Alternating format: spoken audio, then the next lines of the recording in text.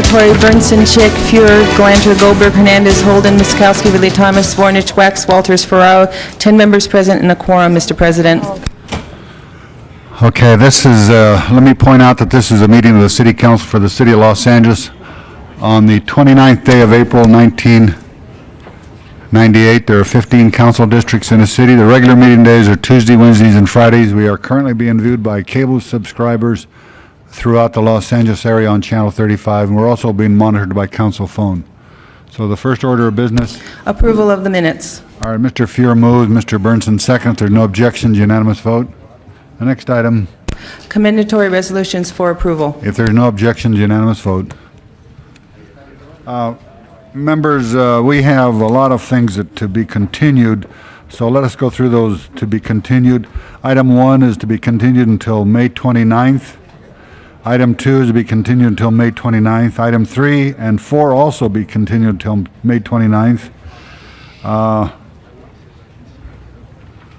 Item 19 to be continued until May 1st. Item 20 to be continued until May 1st. And item 32 to be continued until May 1st. Any objections to those continuance? Seeing none, those will be the order. All right, the next item. Next item, Mr. President, items noticed for public hearing, items 5 through 8. 5 through 8. Is there anybody in the chamber that wants to be heard on those items? We have no cards. Seeing none, the public hearing is closed.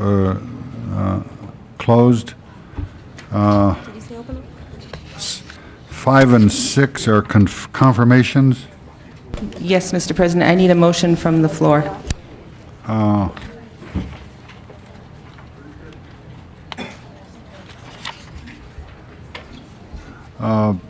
right, Mr. Fuhrer moves on those 5 and 6. Prepare the roll. Tabulate the vote.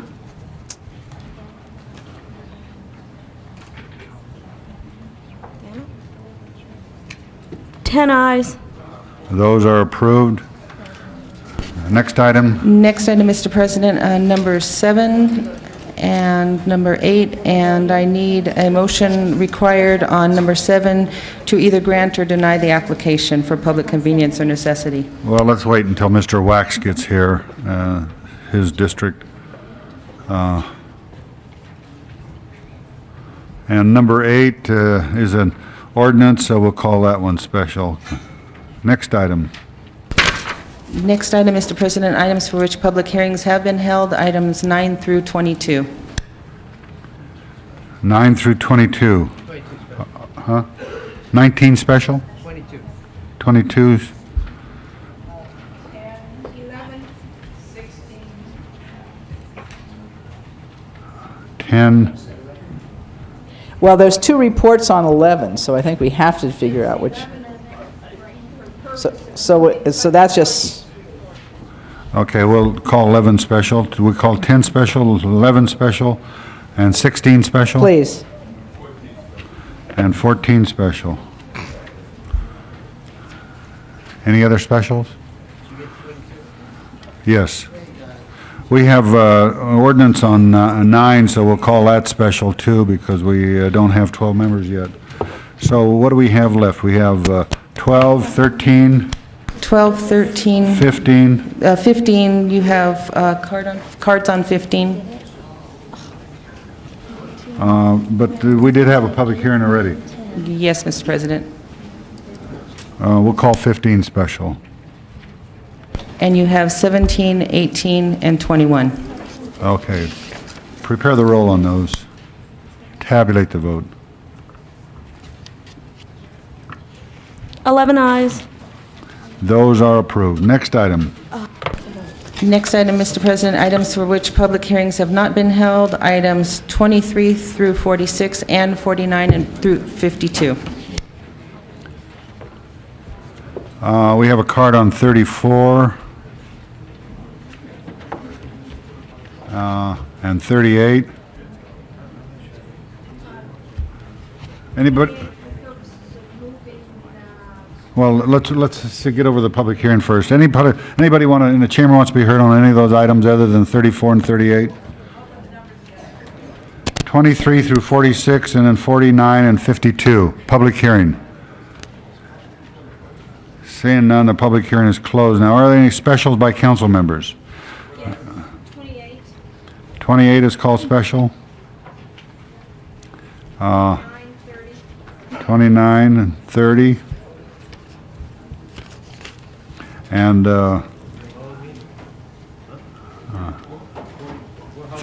34, we have a card on, it's called special already.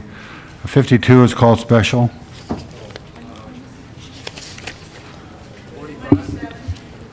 20,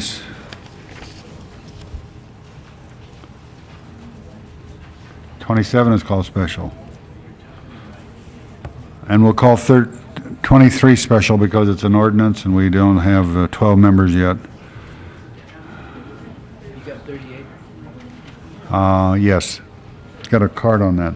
Okay, we have You have 24, 25. 25, 26, 31, 33, 35, 36, 37, 39, 40, 41, 42, 43, 44, 46. 45. And 49. 45 also did. Oh, 45 was called special by Mr. Alacon. 45? Okay, 45 will be included. 45, 49, 50, 51. Okay. 44 is called special. Steen, and I'm sure I asked for 16 to be called Yes, special. we did. Okay. With It's the- not this- listed on the computer. That was in the last grouping. That's in the last group. Oh, I see. It's- Okay, prepare the roll on those that have not been called special. Tabulate the vote. 11 ayes. Those are approved. Wax is here. Mr. Wax? I appreciate, I understand you held number 7 till I got here, and that's certainly fine with our office, so I would move approval of number 7. Okay, Mr. Wax makes the motion to approve, so prepare the roll on number 7. We're not even on it. Tabulate the vote. 13 ayes. That is approved. Okay, the next item, That'll count.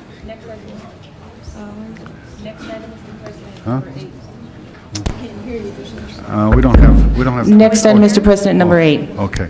Number 8, let's see, we have, I called several special because of ordinances, 8, 23, and what other? 8, 9, and 23. 8, 9, and 23. Are there any discussion on those items? 8, 9, and 23? They're ordinances. Prepare the roll, tabulate the vote. 13 ayes. Those are approved. Forthwith on number 8. We just have to.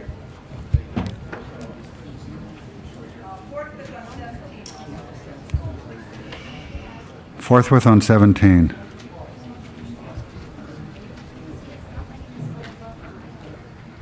Okay, the next item. Next item, Mr. President, item number 10, called special by Councilmember Goldberg. Ms. Goldberg, you called 10 special? Yes, is Would the, you press your button, please? I thought I did, I'm sorry. Thank you. Yes, I wanted to know if we could get some report about what is happening with the data collection and why this change is occurring. I just, I'm not on the committee, and the report I had wasn't real clear, so I thought I'd just ask for information. Is there anybody here on that item? Mr. Ridley Thomas? Mr. President, if you wish, I could speak to some of it, and we'll see if that's satisfactory. You may know, members of the council, that for the past several months, we have spent time making the determination that evaluation of the Bridges project was critically important to its success. All members took that view. Certainly the ad hoc committee did. We have, since that time, had any number of difficulties in moving the evaluation process forward in a way that has been deemed acceptable to the evaluation task force that was appointed by members of the council, the ad hoc committee on gang violence and juvenile justice. And because we think the Bridges program or project is so important, we do not want to risk it by having questions about the evaluation, the methodology, and or the entities responsible for it. Our best judgment after a considerable amount of time is to do as is being recommended, which is to go out for a new RFP and see if we cannot get a better set of circumstances to give us the kind of information that we would think appropriate for the advancement of what we think could be a model program for the nation. That's essentially what is at stake. If there are more questions, I'd be glad to answer them in greater specificity.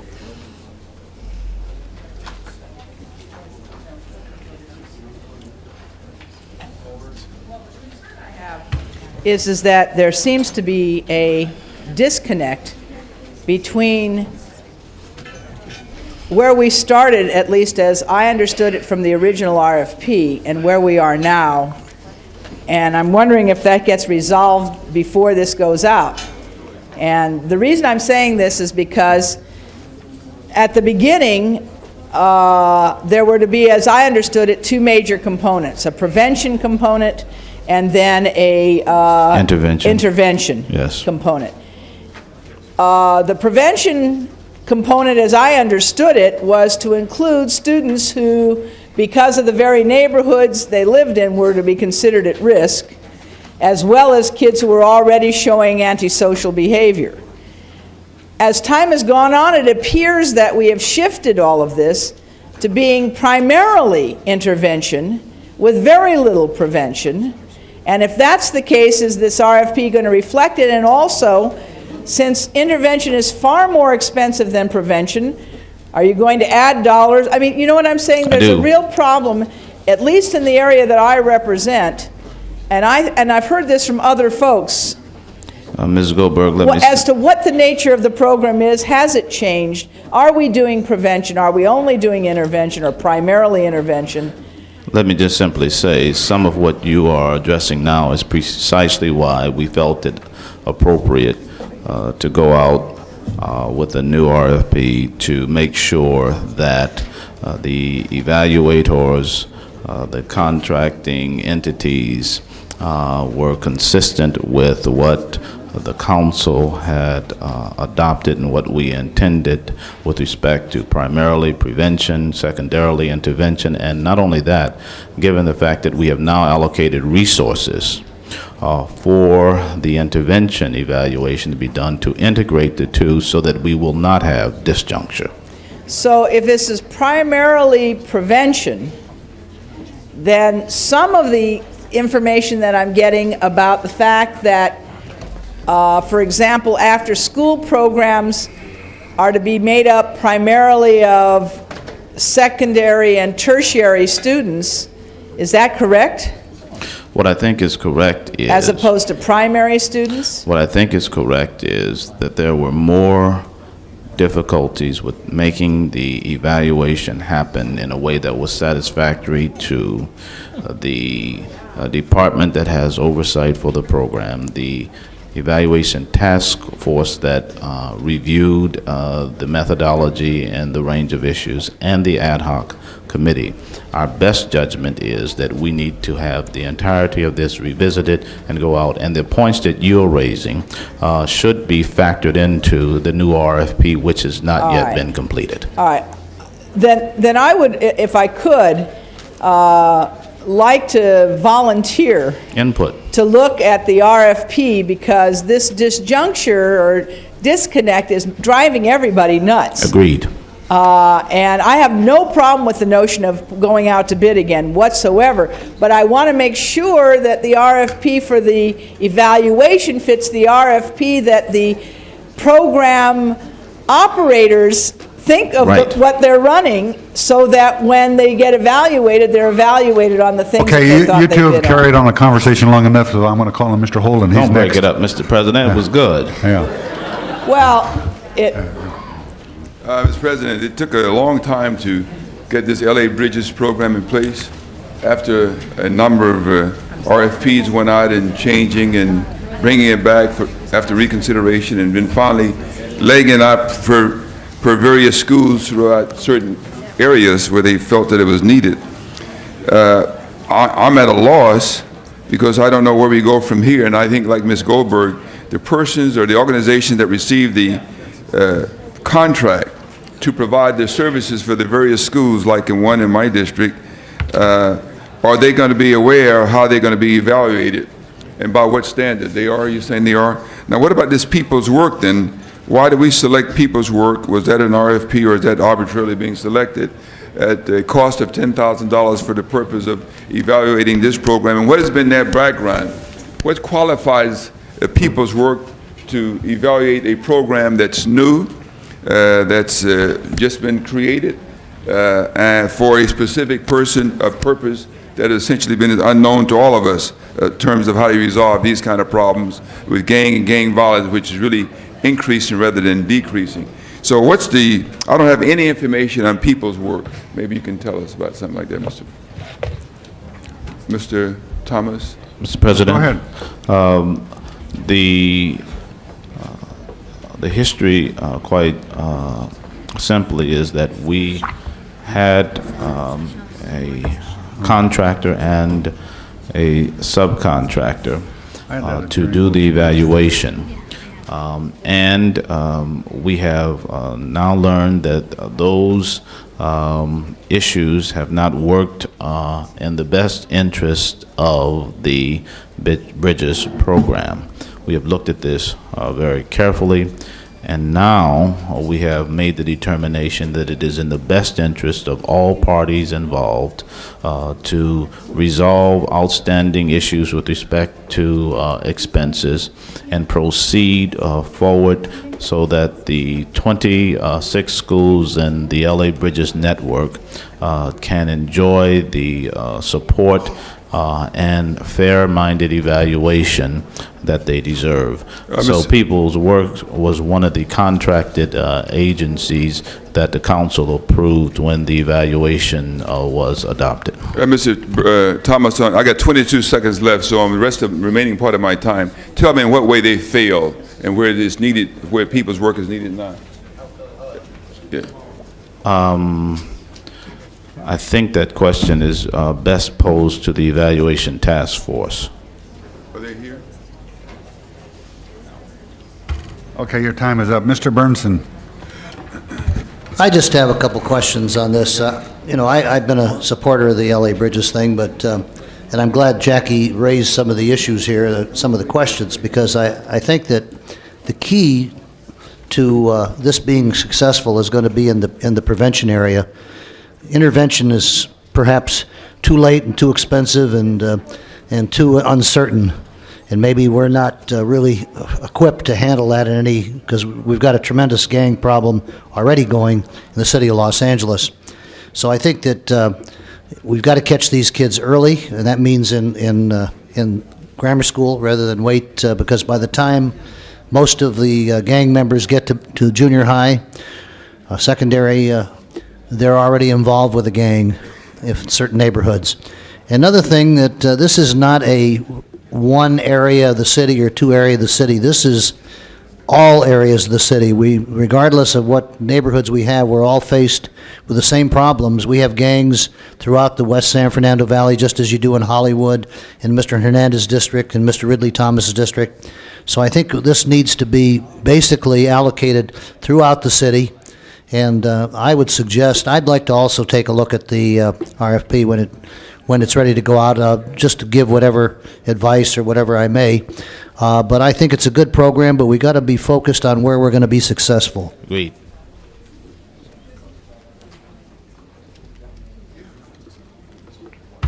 Mr. Hernandez?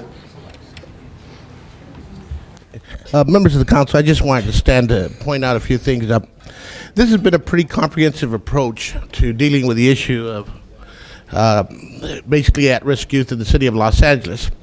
And what's happened is, in the comprehensive approach, we've brought in experts from a variety of fields who worked hand in hand with this council in developing a program. Now, I want to remind us that the program that we developed included 28 different schools with 28 different collaboratives, basically approaching it from a neighborhood perspective as to what those issues are. And so we as a council insisted there be a tool to evaluate this process. Now, the reality is the program did not start off according to our timeframes. It took a little bit longer. And that also impacted the process, because what took longer also was the selection of the evaluators. Now, I'm mentioning it to you because as part of this comprehensive approach, we put together a task force that is a committee that is basically dealing with the issue of the evaluation. And quite frankly, what's happened here is a questioning of some of the instruments, not necessarily saying they were good or bad, questioning of the timing and the outreach program. Now, in that process, the group that got the contract from the RFP process basically included a major contractor and a subcontractor. They were having disputes as to the quality of the instrument and the amount of work that should be done. And so, again, that prohibited the forwarding of the evaluation process. So a lot of data was gathered. Some of the instruments that were looked at were basically being questioned. And so the evaluating task force recommended to our committee that it would be best for us to basically pay them for the work that had been done, the work that could be continued, that could be used in the future evaluation, and at the same time, us be able to look at a new process as part of this evaluation process. And when I say a new process, bringing into the picture intervention, because right now the instrument was dealing with prevention, and we're now dealing with a perspective that we could also include an intervention program as part of this evaluation. I just kind of want to give you that perspective, because what we've been looking at is recommendations from a task force that's already looking at the instruments on top of it, and they weren't really happy with the work as it had reached us. And a lot of it had to do with the dispute between the sub and the major contractor, and it didn't mean that their work was bad. It just meant that what they said in the RFP they were going to do wasn't getting done according to the terms. And so that's why I think that we're switching. And for me, it's a positive, because we didn't wait till the end of a process to make this decision. This is a 5-year program we want to evaluate, and that just showed that everybody's been on top of it, and I just wanted to give that perspective to everybody. Goldberg? Just for my edification and everybody else who's listening, who is the ETF and who's on that? ETI is the main Not contract. ETI, no, the task force you just talked about. Mr. Ridley Thomas, if you could just... The task force consists of appointees from the members of the ad hoc committee, and I pressed my button to indicate that on Monday at 10, there is another meeting to which there will be attention paid to the range of issues involving bridges. The mayor's office has a seat on it as well. So these meetings are open, and I would simply encourage all who are interested to come and give input. And this will be a meeting here in City Hall? Yes. I certainly would. You'll be notified, See if we and can- it's as simple as, Well, we start budget hearings on Monday, so I but it's won't all be able right. to The come, point but I'll see if we is, can find staff someone. are typically, Okay. Gloria Clark will give you all the details Thank on you. it. Mr. Ridley Thomas, you have anything else you want to say? Simply that the Bridges is a citywide program touching schools throughout Los Angeles, 26 some odd middle schools. We want this program to be exemplary. That is precisely why we take such care in making sure that the evaluation of the program is in order. And so I would simply rise to encourage a unanimous vote of the action before us. Okay, prepare the roll on item number 10. Tabulate the vote. 12 eyes. That is approved. Thank you, forthwith. Forthwith on that. Next item. Next item, Mr. President, item number 11, called special by Councilmember Walters. Mrs. Walters. Thank you, Mr. President. I would like to move Budget and Finance Committee report on this. This involves a recommendation from the ITA Committee, or ITG Committee, that a trust fund, any savings from this go back to the department in a trust fund. The Budget and Finance Committee disagreed with that and feel that the savings from this should go to the general fund. So I move the Budget and Finance Committee report. Thank you, Ms. Walters. Mr. Ridley Thomas. Thank you, Mr. President. It is fine from my perspective to move the Budget and Finance report. The more significant matter here from my point of view, Mr. President, and I think other members of the council will agree, is that we have done something very smart here. We have collaborated with another government agency to provide a higher quality of service. And I'm going to ask Mr. Jim Crane from ITA if he will come forward and give some of the details. But the significant point to be appreciated is that when we talk about the savings, they are significant, but not simply savings. We have, through what we are about to adopt, increase the annual revenue for the city from somewhere between $500,000 to roughly $600,000. This is a substantial increase over the $30,000 we currently enjoy. This is not at an additional cost to the public. Mr. Crane, if you will. Good morning, council members. Good morning. Jim Crane, ITA.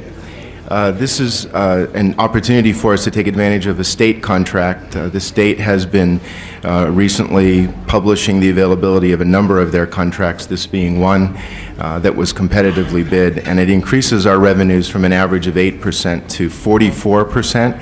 It also, at no cost to the city, completely installs an entire new base of 712 payphones in the city, while at the same time increasing revenues from $30,000 up to a possible $617,000. We also have some demonstration equipment in the room today with MCI and GTE, who are the providers under the state contract, for any members or persons that are interested in seeing that. Thank you. Thank you, Mr. Crane. Mr. President, there are payphones on display. Mr. Savornich is about to make his way there because he needs to make a call on a public phone, and it won't cost you that much. Yes, it will cost you just that much. You deposit that coin, and something miraculous will happen, Mr. Savornich. Mr. President, this is a win-win for us. Ms. Goldberg. Yes, I'm sorry I was distracted when Mrs. Walters was speaking. Did you move the Budget and Finance report? Yes. So then my question Yes. about what this electronics fund is irrelevant. Budget and Finance report is what has been moved. and Okay, I just support want to that. know what that was going to be. Okay, prepare the roll on 11. Mrs. Walters' motion, tabulate the vote. That is approved. Next item. Next item, Mr. President, item number 14, called special by Councilmember Holden. President, members, Ms. Misikowski saying Press that your button, will you, Nate? Ms. Misikowski was saying that this West LA Center labor site is in her district. I was not aware of that. I guess I should have known, but I was not aware of it. But I do want to say that we've been requesting that we have a day laborer site in my district for a number of years, and I think it's been so designated as one in the Pico, I guess, Crenshaw area. Yet the and I think there was some monies appropriated for one, but it's died on the vine 5-6 years ago. But Mr. Brady at the time, and maybe this is subsequent to Mr. Brady also, some monies was appropriated for the West LA site. Does that mean that we can advertise in my district, which is essentially West LA, that the people who are seeking employment could also gather at this particular site, even though it's a few miles away, Ms. Sikorsky? Can you explain it to us, its function, its operation, and maybe we can disseminate some information to the extent where individuals can go there? Certainly, Mr. Holden. This is the committee report to negotiate and execute the contract with the DEPSCA, a organization that has been successful in setting up 2 or 3 other sites throughout the city. And what this now does is authorize them to look for a site, although we have a specific focus in mind on a site in the 11th District. We have support from the West LA Community Police Advisory Board, the Chamber of Commerce, the West Side Residents Association, the West LA Community Organization, and a number of other groups. This now will formalize the process where we will set up the advisory board, execute a contract, hopefully with MTA. Pardon me? I think there are 4 now operating, 3 or 4 now operating, and as a consequence of organizing this one, we conducted some tours for people in the community to go to those other centers to see how they are operating. And yes, it will be open to anybody in the greater West LA area, although I'm sure that others, there is still a demand for others throughout the city to be set up. But this just essentially executes the contract, starts to spend the money so that we can actually set this center up in the West LA area, in an area that has already been significantly a location for day workers to up and down Sawtelle Boulevard in and around the Pico area. Mr. Hernandez? I just wanted to also respond. This is a project that, if we all remember, Mr. Browdy had initiated, and part of the problem was the citing of a location, and we had been able to set aside some funding for that purpose, and it's something that's been ongoing for several years now. But I wanted to mention to the council that there was pools of money, not very much, but some money that we set aside in the block grant process that is basically for ready now projects in regards to economic development, business development, and so forth. And so a lot of the legwork has to be done. I want to commend Councilmember Ms. Sikorsky, because she's been able to complete a process that began many years ago, and this MOU basically is dealing with the location and as well as releasing some of the funding that we have been holding for now quite a while. But the members of the council, I do want you to know that we're also looking at the private sector in regards to businesses like Home Depot who are establishing these kinds of facilities because they're finding it also to serve a purpose as an asset, and in regards to creating opportunities for day workers and so forth in a coordinated fashion, as well as including a livable wage. And so from my perspective, there's a lot of vehicles we can be looking at to try and make this happen, and my office will be glad to work with any of you in that regard. Anyone else want to be heard on item number 14? If not, prepare the roll, tabulate the vote. 12 ayes. That is approved. Next item. Next item is... Mr. Alarcon? Mr. Farrar, I would ask that we take 38 out of order. We have some people in the audience. Pardon me? I wanted to take 38 out of order if I could. It shouldn't take very long. All right, because there are a lot of speakers here for 15. Well, if I may, I think it'll take no more than 10 minutes. Is there any objection to taking 38 out of order? It's regarding the fighting dogs. Seeing none. All right. Mr. Alarcon, there is somebody that wants to be heard on this. Did you want to make some statement first? Well, yeah, I'd be happy to introduce him. Council members, as you know, we all have seen problems that have occurred as a result of fighting dogs in our community. I've introduced a motion to have us take a look at it because the laws are on the books. It is illegal to train dogs to fight. Many people in our communities are being victimized, and recently little Eric Navarro, who is sitting in the audience, was attacked by a pit bull and had severe injuries. I have these pictures, but I will pass them around. I really don't want to show them on the public record. These are two incidents, including Eric's. But you can see the devastation that these animals can create. I want to mention again that training dogs for fighting is a felony in California. But the problem is there's little or no enforcement. The city has no resources dedicated for public education on the issue. While we explored this issue a year ago, there was no additional resources put to bear on this problem. There's three kinds of dogfighting that are of concern. There's the serious professional dogfighting that goes on, there's the hobbyist, and there's the street level. It's the street level, I think, all of these are illegal and should be enforced, but it's the street level that is causing, I think, the most severe problems in our community with regard to injuring people like little Eric. There is also a correlation between dogfighting and gang activity, and I think we need to do more to explore that correlation and how we might enforce the dogfighting issues, the injuries that are occurred, and tie that to criminal gang behavior. 95% of the persons involved with dogfighting activity are gang members. At least these are some of the statistics that we have from a national expert on dogfighting who works for the Humane Society of the United States, of the USA. Gang members use these dogs as lookouts for police while they are selling drugs. And so the whole purpose here is to see what we can do to improve our job in enforcing the laws against people who train their dogs to be fighters. Children are particularly vulnerable to this issue, and so and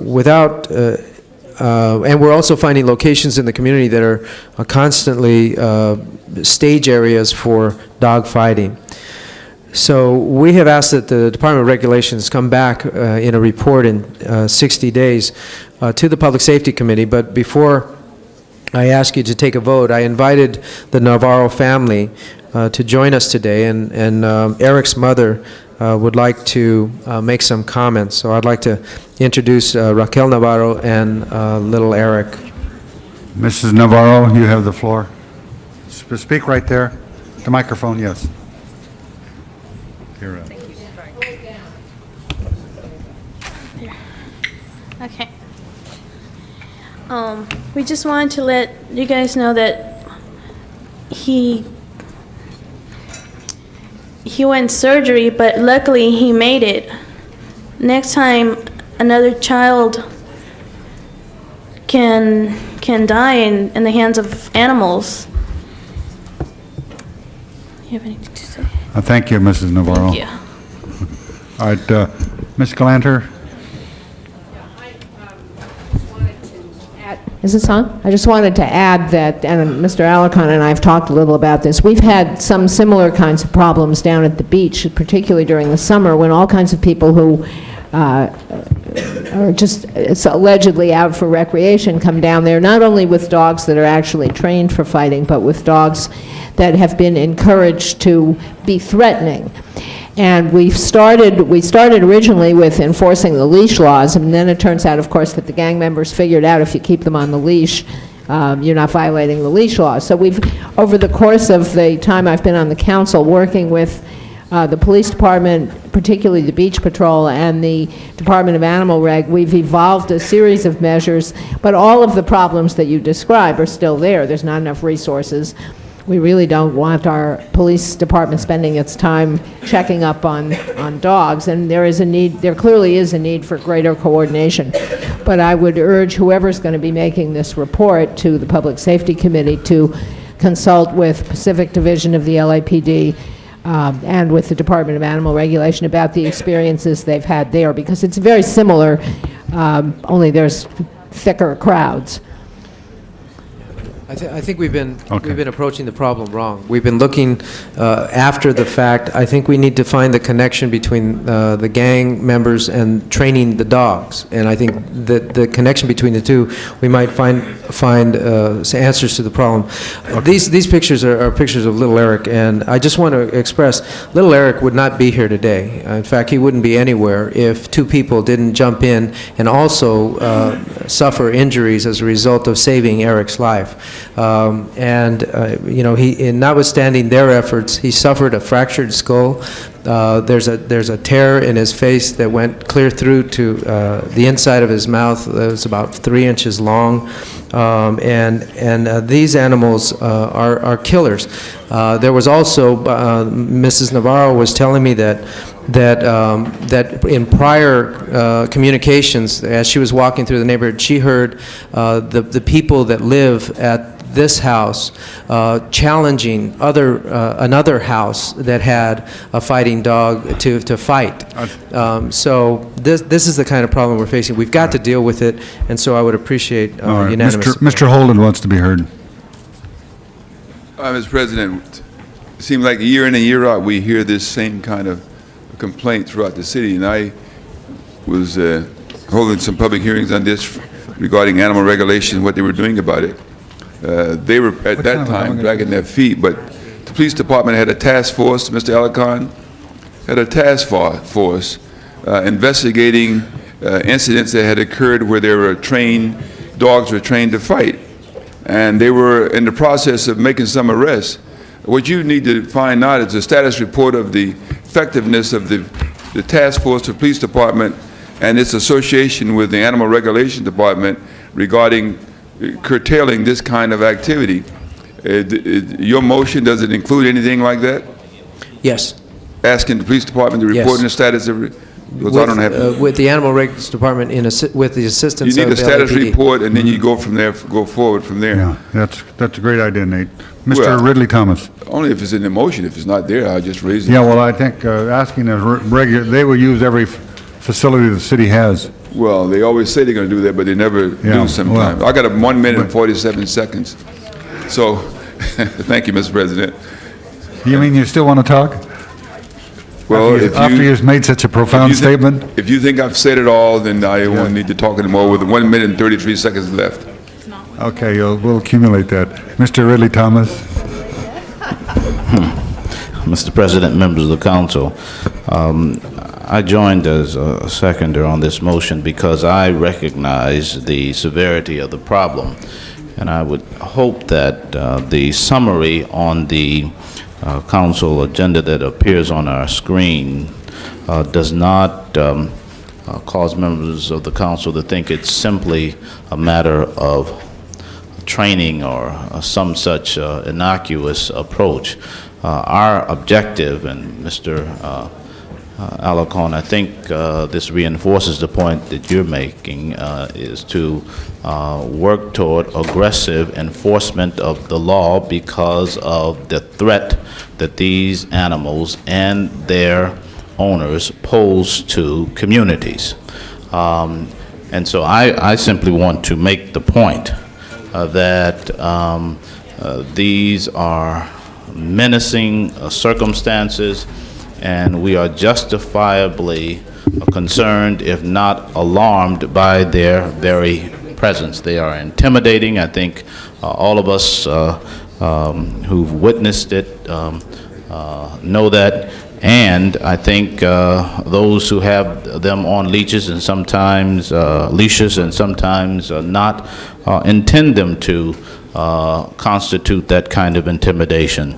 And my view is simply this, that we ought to arrest the problem with every resource at our disposal, because it is a threat to the health and welfare of communities in which these animals exist. And if this is to in any way offend dog lovers, is not intended to do that. It is essentially to say that the line has to be drawn with respect to safety issues. Mr. President.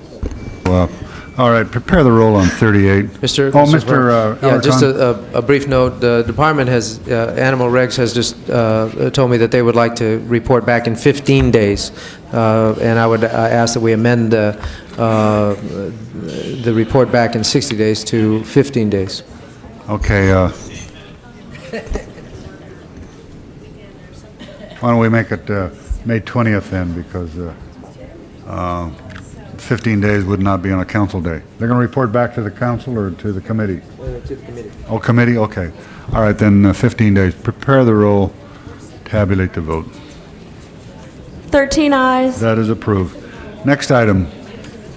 Next item, Mr. President, item number 15. All right, members of the council, Ms. Goldberg, we do have some cards on 15. We've had public hearings on this, I believe. I would move a 10-minute hearing nonetheless. Is there any objection to 10-minute public hearing? Okay, we have Rob Leonard, Nancy Hernandez,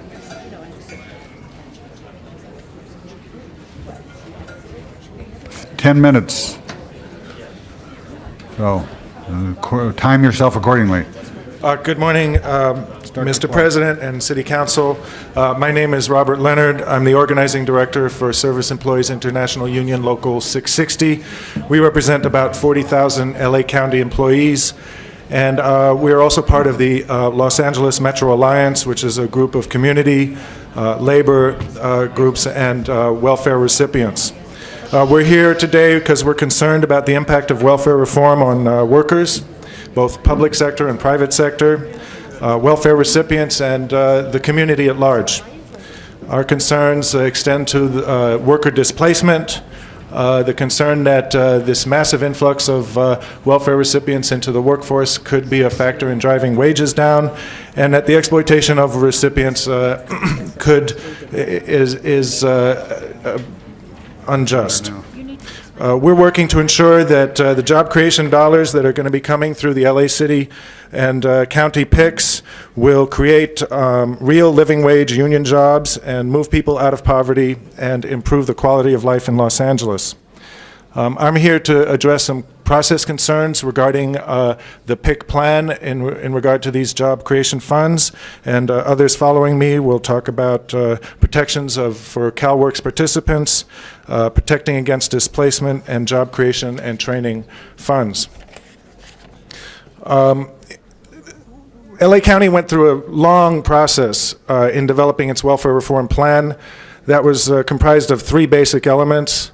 There were 15 work groups which were composed of department managers, employees, and those employees were not as representatives of their labor unions, but rather as individuals, and also of community interest groups. They also had community meetings, and there were community organization and union input through meetings that we had to insist upon that occurred with DPSS department heads. The process was well intended, but it didn't work very well. The work groups were operated by consensus, and that allowed department managers to veto our input. As a result, decisions on what were to be included in that plan were made elsewhere. Community and labor concerns were not included in the plan, and employee reps, as I said earlier, that were in the work groups did not represent their union, but rather were chosen as individuals and therefore did not speak in a single, well-thought-out voice. As a result, we had to find other ways to get our issues addressed. The community meetings didn't allow for meaningful discussion. They were held in remote locations at bad times of the day. As a result, they were poorly attended. And again, community folks who did come there didn't come in representing organized positions of their constituency, but rather as individuals who really hadn't had an opportunity to study the issues and come to informed decisions and conclusions. Now, a similar process occurred with the Community Economic Development PIC plan that is in front of you. It was well-intentioned, but again, there were problems. There was very little community process. One of the meetings that we knew of and managed to get to was very poorly attended. Those that were there were not representative of the stakeholders involved.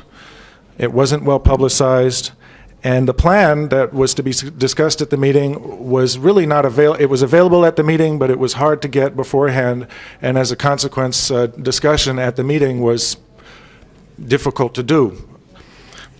Are you going to take all the time? No, okay. I got about 30 more seconds if you'll give me that.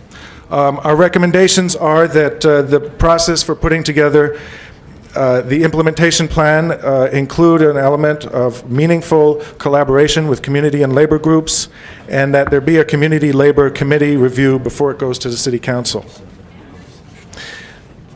Our key point right now is that LA City has a chance to provide leadership in this area. What you do here will determine a lot of what happens in the rest of LA County, and in fact could serve as a model for the rest of the nation. So we hope that you will establish a community labor committee to oversee the development of this implementation plan, hold well-publicized meetings, and I thank you very much for your time. Nancy Hernandez, and then Numir Hadman. Good morning, President Ferraro and others. Good morning, my name is Nancy Hernandez, and I am a member of the community group ACORN, and also we are part of the Metropolitan Alliance. I'd just like to tell you a few things about these welfare programs that put us in work assignments as a requirement to receive welfare checks. We don't mind working. In fact, we want more work so we can earn a real living. But what we need is basic worker protection and rights. These programs called Workfare, Work Experience, and Community Service Work are abusive to those of us in the programs and end up reducing the number of good permanent jobs. Employers can get us to do the work for free. Today, you will be looking at a council resolution that assures participants in welfare work programs that we will be paid no less than the minimum wage, and make sure that we are covered by basic labor laws like Cal-OSHA. Believe it or not, Governor Wilson seems to have something else in mind. The State Department of Social Services, under the direction of Governor Wilson, has drafted a letter to the counties instructing them that work experience and community service work participants can receive less than the minimum wage for the work that they do. To pay less than the minimum wage for our work would be modern-day slavery. Creating such a pool of cheap labor not only abuses us in the programs, but drives down wages and hurts all working people. I myself spent over a year in the Workfare program for General Relief. Thousands of Workfare participants are working side by side with regular employees in city and county departments. As a matter of fact, in our audience, we have a member of ACORN, Mr. Edward Williams. During the summer, he worked in Markham Junior High. He was stripping floors, laying wax, cleaning restroom, and that's just a few of what things that he was doing.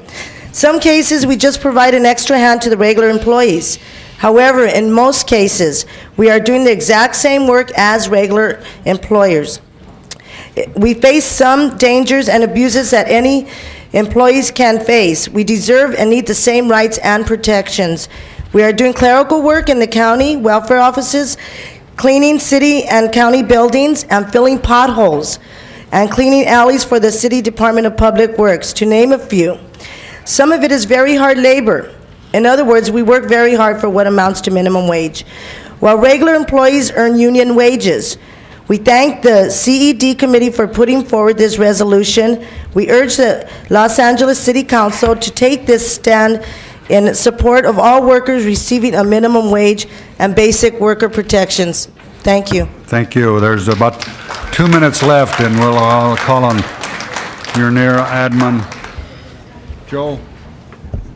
Good morning. My name is Munir Ahmed. I'm an attorney with the Asian Pacific American Legal Center, which is a member of the Los Angeles Metropolitan Alliance. I'm here today to urge passage of the Welfare to Work resolution before you. This resolution provides that federal, state, and local employment laws, among them the minimum wage provisions of the Fair Labor Standards Act and the Occupational Health and Safety Act, protect welfare recipients engaged in workfare or welfare to work activities, including work experience and community service. Welfare recipients are generally placed in work experience or community service only if they have not been able to find a paying job. The programs require them to work in order to receive their monthly benefits. As you may know, the State Department of Social Services has prepared an all-county letter instructing the counties that they need not apply the minimum wage provisions of the Fair Labor Standards Act to welfare recipients in work experience or community service. The proposed state policy directly contradicts Federal Department of Labor policy guidance, as well as a letter from the Department of Labor analyzing the proposed all-county letter. By passing the resolution before you today, the City Council will ensure compliance with the Fair Labor Standards Act as interpreted by the federal agency charged with its administration and enforcement. We applaud the leadership of Los Angeles City in putting forward this resolution to protect the basic rights of all CalWORKs and general relief recipients in welfare to work programs. What would happen if the City Council did not pass this resolution? A mother of one child assigned to 32 hours of work activities under CalWORKs could be compensated at as little as $3.29 per hour. That's 57% of the minimum wage for people doing data entry, clerical work, buildings maintenance, shipping and receiving, and other work for which full-time employees often receive much more than the minimum wage. Simply put, people of Los Angeles will be doing real work for unreal wages. The proposed state policy will affect all workfare participants, but it will have a disproportionate effect on Southeast Asians, Armenians, Russian Jews, and other refugee communities on public assistance. This is because refugee communities face special barriers to employment and therefore will have greater difficulty finding paying jobs than will other welfare recipients. As a result, these individuals are more likely to be placed in work experience and community service programs, the very programs in which the state says the minimum wage need not be paid. But the damaging effects of the state policy will not be felt by refugees or even welfare recipients alone. Rather, the state policy will create a large pool of cheap labor, thereby depressing wages for the working poor and the middle class. In short, the proposed state policy is bad for welfare recipients and bad for all of Los Angeles. This conclusion is supported by a recent Hart Research Associates poll in which 69% of registered voters agreed that the workfare workers should be compensated at the minimum wage. The resolution before the City Council today will not alter past policy in California.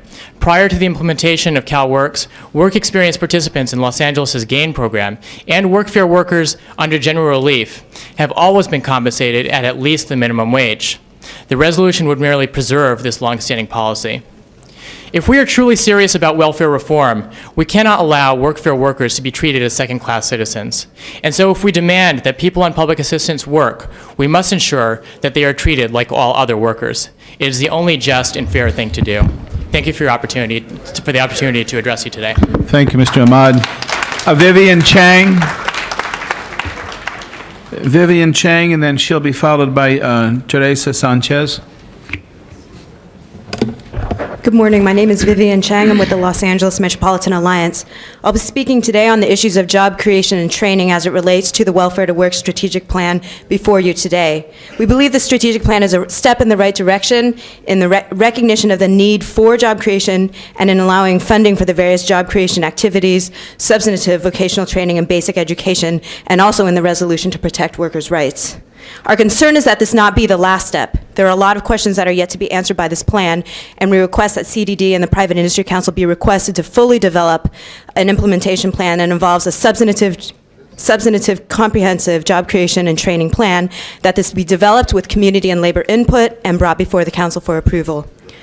The current approach to welfare in LA County is based on the assumption that there are enough jobs in the region to support and absorb the more than 150,000 CalWORKs recipients that will be forced to find a job within 2 years, to absorb the more than 350,000 already unemployed workers not on public aid, and the hundreds of thousands of others who are part-time but would take full-time work if it were available. Economic experts expect that 75,000 to 150,000 jobs will be available in the coming years. The current approach to welfare is also based on work first. The approach that you must get a job first before you are able to access education and training. The reality is that the vast majority of people on welfare, to the tune of 70%, do work, but in jobs that pay poverty and minimum wages, in jobs that have no career path, in jobs that are stable or temporary. The reality is also that heavy manufacturing industries that once provided good wages have shut down, and a series of political attacks on low-income communities, most recently Anti-Affirmative Action Proposition 209, have left these communities with no access to the growth industries in the region. And instead of investing in public education and job training for these communities hardest hit, Work First instead offers soft skills. how to write a resume, how to conduct an interview, how to dress. And while these may be important skills, they cannot be the central focus for a welfare to work program.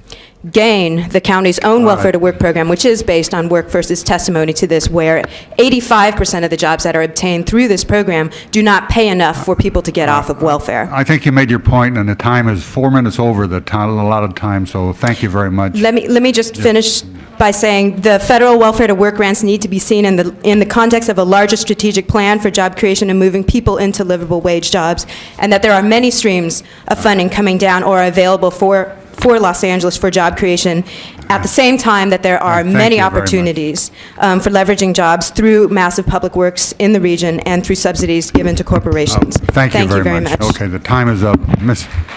Goldberg. Yes, before you today is primarily the barest of minimums, which is a resolution opposing federal and state legislation that would waive the Fair Labor Standards Act and the OSHA, this Occupation Safety and Health Act requirements for welfare recipients participating in CalWorks. Also an instruction to CDD to amend the performance goals of the plan to include a program outcome of a living wage for program participants, and a CDD authorization to submit our local plan, which was worked out with all of the PICs in the entire county. And I want to commend the department for that, because I know that that was an extraordinary effort, because all these PICs have different boards from different entities, and they came up with one program to authorize them to submit the local plan to the state of California together with the JTPA service delivery areas, to authorize the city to accept $32 million in welfare to work grant, authorize the general manager to execute a sub-grant agreement with the state. And there are a couple of other ministerial issues, but those are the substantive issues. This gets us started in what will be a very long process, but that we have to do in a very short period of time in order to get ready for how to spend effectively that $32 million so that as people enter the workplace, when they're finished, they can actually get a job that pays a living wage, as opposed to ending up actually worse off than they are now on welfare. So these were the issues that came forward. Again, I want to commend the department for the CDD for its incredible efforts in designing a program which really not a single of the three members of the committee had an objection to. And I also want to thank the coalition, I don't remember all of your names, Metropolitan Alliance and all of the other groups that are involved for their input, which I know that the department took seriously and is reflected in some of the provisions here. Mr. Holden. Mr. President, we have to commend Ms. Goldberg here for taking the initiative to oppose any legislation, whether it be federal or state, as it deny safety standards for welfare to workers. I'm shocked to think that in America today that you could not hesitate to try to create a caste system, a class, have and have-nots, and I've heard Mr. Hernandez say this from time to time, but it looks like anybody's going to propagate legislation that will do just that. They're not holding back, they're out front. In your face, they're saying. And we can't have people, let alone doing things like this to individuals, humans, but just conceiving the whole concept, the idea of this kind of separation in class. So I enthusiastically support certainly this report and item 1, paragraph 1, or item 1 of this report emphatically, and I want to commend you for even bringing it to our attention. Mr. Hernandez. Members of the council, and I just want us to understand what we're really looking at here. The potential of funding of about $400 million altogether for the Welfare to Work program, dealing with people in several categories. But the reality is, when we talk about the haves and have-nots, creating a worse than have-not class does not make any sense. And in the city of Los Angeles, what you need to know that when we got this report dealing with the 32 million, we're looking at maybe dealing with the issues of 6,000 to 8,000 people, when the reality is we have to deal with the issues of 150,000 people. And so to me, one, I want to commend the department for the work it's been doing, but also we need to commend the coalition of people, community people who are standing up for their rights and wanting to make sure that there's fair employment opportunities in regards to this program. We have a tremendous amount of work. And just this morning when you were in the LA Times, they were talking about the reality of housing for poor people. And Los Angeles is one of those areas that has a definite deficiency. And we have deficiencies in a lot of other areas, but for some reason, as a civilized society, we keep on creating different classes of people based on economics and treating people differently. And so the resolution before you today is saying the laws on the books that are there now should not be waived. The reality is it's not enough. And anything we can do to make sure that everybody has the same opportunities and this basically given every child an opportunity to grow up in a better quality life, we should take advantage of. And I want to commend the city of Los Angeles, and I ask for a unanimous vote because we're becoming leaders in regards to this issue. Prepare the roll on the item. Tabulate the vote. 13 ayes. That is approved. Next item. Next item, Mr. Please, President. would you, if you're going to leave quietly because we have other city business. Next item. Item number 16, called special by Councilmember Goldberg. Ms. Goldberg, you call 16. Yes, I just wanted to ask the question on New Lamp. This doesn't actually approve any new money for them. It continues the, well, let me ask the question. Does this contract add money to New Lamp that was not in last year's budget? No, it does That's not. what I thought. Okay. And this money will be spent, I was at the event last night, but I want to just have you just briefly say what this money will be spent for. Okay. Joyce Sloss with the City Administrative Office. This money is spent on advertising, public relations campaign to promote Los Angeles, and it's done on a dollar-for-dollar match basis. And who matches the dollar for dollar? They have to get the match from private donations. Okay, that's all I really wanted to point out. This is one of the very few programs in the city which has a private dollar-for-dollar match. And I think that if you are not from someplace other than Los Angeles, you may not understand the effect. But having had my in-laws in from Chicago until last night, I want to tell you that they were very aware of this campaign. And we're kind of wondering what we were doing advertising in Chicago. And I explained to them that we wanted to just make sure that people knew that we were alive and well here in Los Angeles. That's all I wanted to say. Thank you. Okay, prepare the roll on item 16. Tabulate the vote. And we don't have too much the private sector. That's approved. The relatives did leave, Jackie. They left last night. God bless everyone. Next item. Next item, Mr. President, item number 22, called special by Councilmember Alarcon. Mr. Alarcon. Sharon's brother. Richard. His wife and the 2-year-old baby. Did you call 22 special? The other two, we had two 2-year-olds. There was a scream. Press your button. They were so good with each other. It was delightful. You need me to push my button? A little jealous, Okay. but basically, two strangers. Council members, as you know, the Transportation Committee has been working at your direction on the concept of creating a transportation zone in the San Fernando Valley.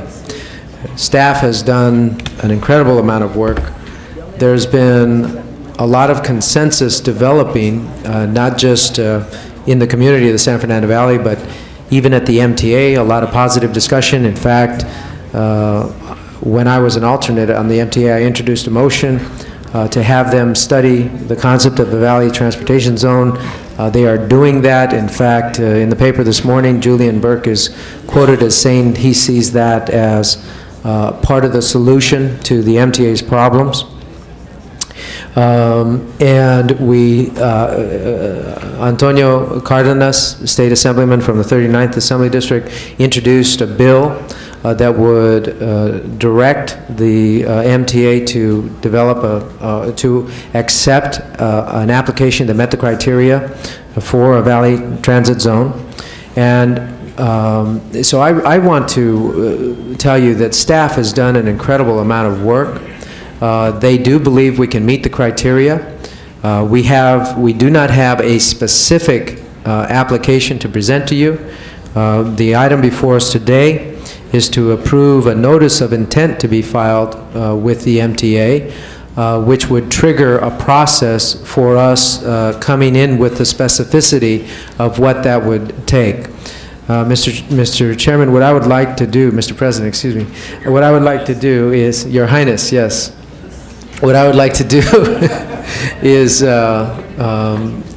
have staff make a brief presentation to let my colleagues know the progress of this. Councilmember Wax and I attended a full hearing on this just Monday night, and I would like to give them the direction to move forward with the establishment of a transit zone by virtue of the fact of working to develop a notice of intent to be filed and then to do the subsequent work necessary.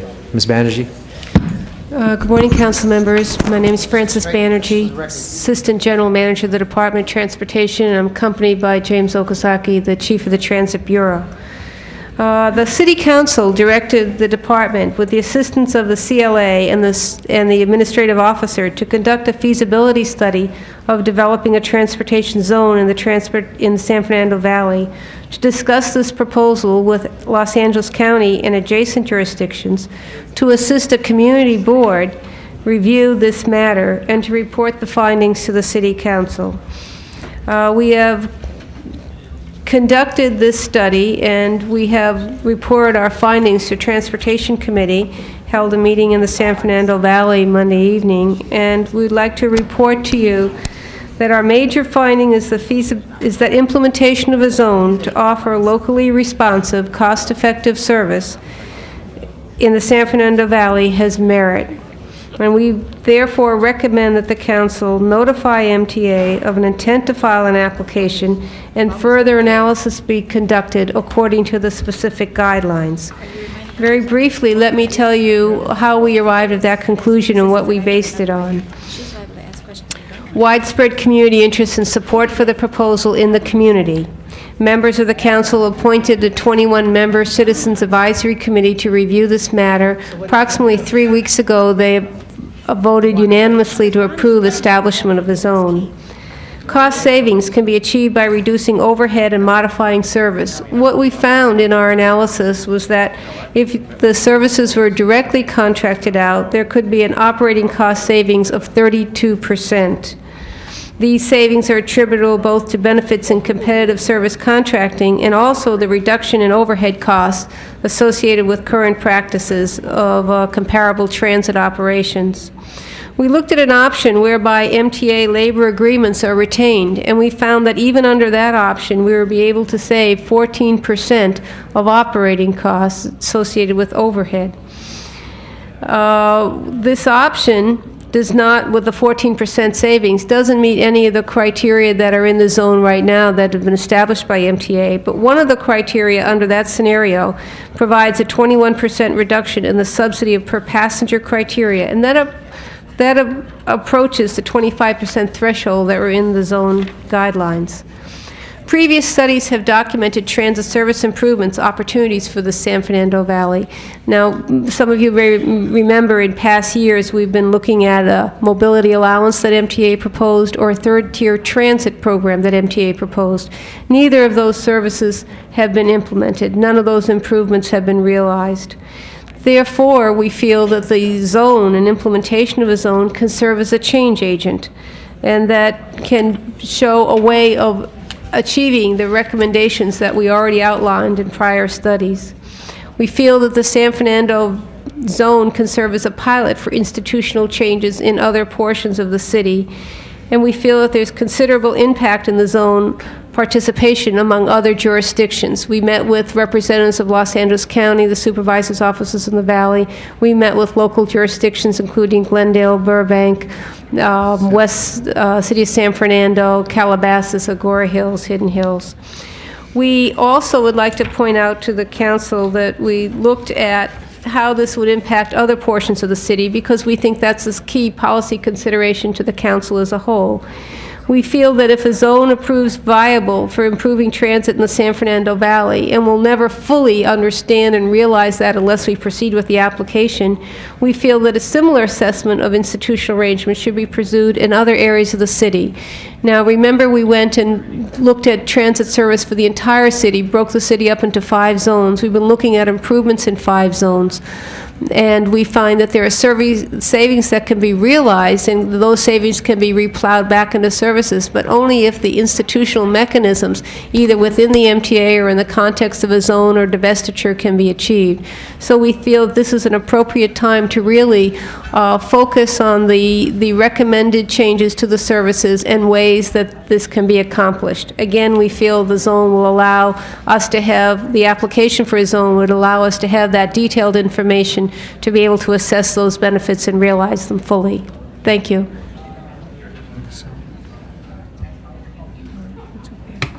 Ms. Goldberg, did you want to be heard on this? Just briefly.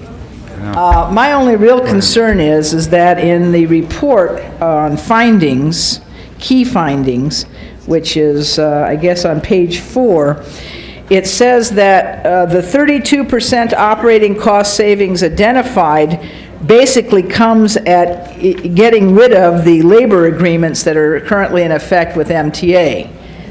And then that would drop down to a savings of 14% if you had the annual, if they kept the MTA contracts.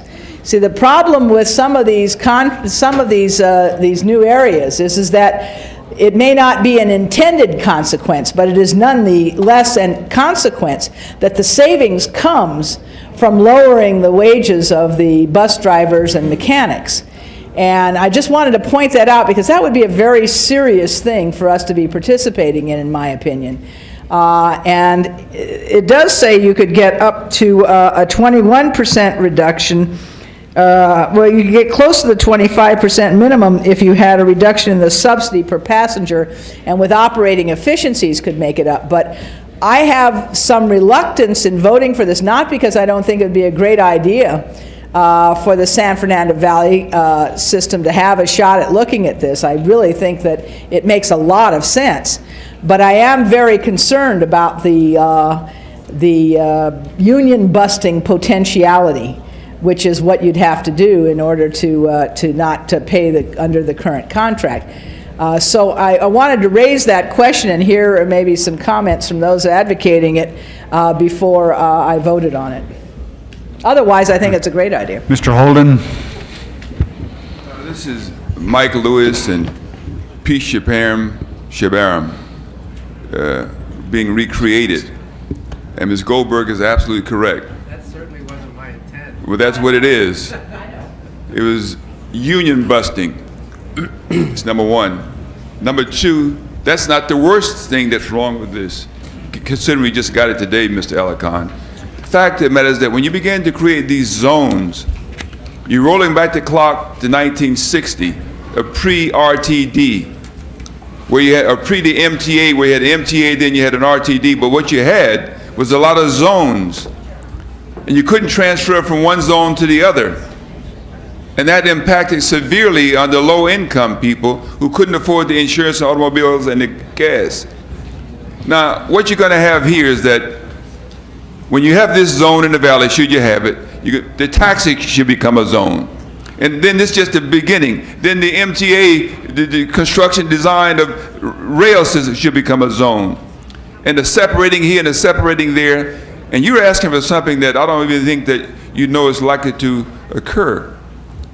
I would say to you that when I was early on trying to resolve these zone problems that the zones had created, whereby transfers from one zone to the next, or from Culver City to LA, or from Long Beach to LA, or from Santa Monica to MTA, We just had problems trying to work that out, and it cost the people more money. And some of the districts would cooperate and some would not. Now we're locked in, that is the MTA, by state law. They have to provide a contract with the union, ATU and UTU. ATU, I think, whatever, and UTU. And if you remove them, sure you're going to reduce the wages. Whatever savings you make is going to be on the back of the poor working guy. And the classes that you say you don't want to create, you will in fact create. Now, I don't know who came up with this idea, you know. I'm telling you, from an old guy who's been around for a while, what's really going to happen. What's going to happen immediately, what happened in San Gabriel Valley, the 25% of the money that's come from Prop A and C that goes to those cities in San Gabriel, they contribute to that transit operation. The city of LA would be, you going to want us to give all the money to support this? And then you got discretionary funds from MTA, which is 40%. They're going to use that for the Blue Line and some light rail system and so on, and for Long Beach and Culver City and all. They're not going to give it all to you. So therefore, you're not going to be able to provide the service that you're getting right now. So everybody's got to have somebody to kick around or something to kick around. And they're saying, let's kick this guy and let's kick that guy. But the bottom line, you're kicking the guy who's hurting the most because everybody's been kicking on him and he's the poorest. It's a real problem. I'm going to vote no. You should put it off so I can study it more. I just got it 5 minutes ago in my hand. 17-page report. And you expect me to vote on it? I can't. Not vote aye, at least anyway. Don't have to sign here, too? No. Mr. Hernandez?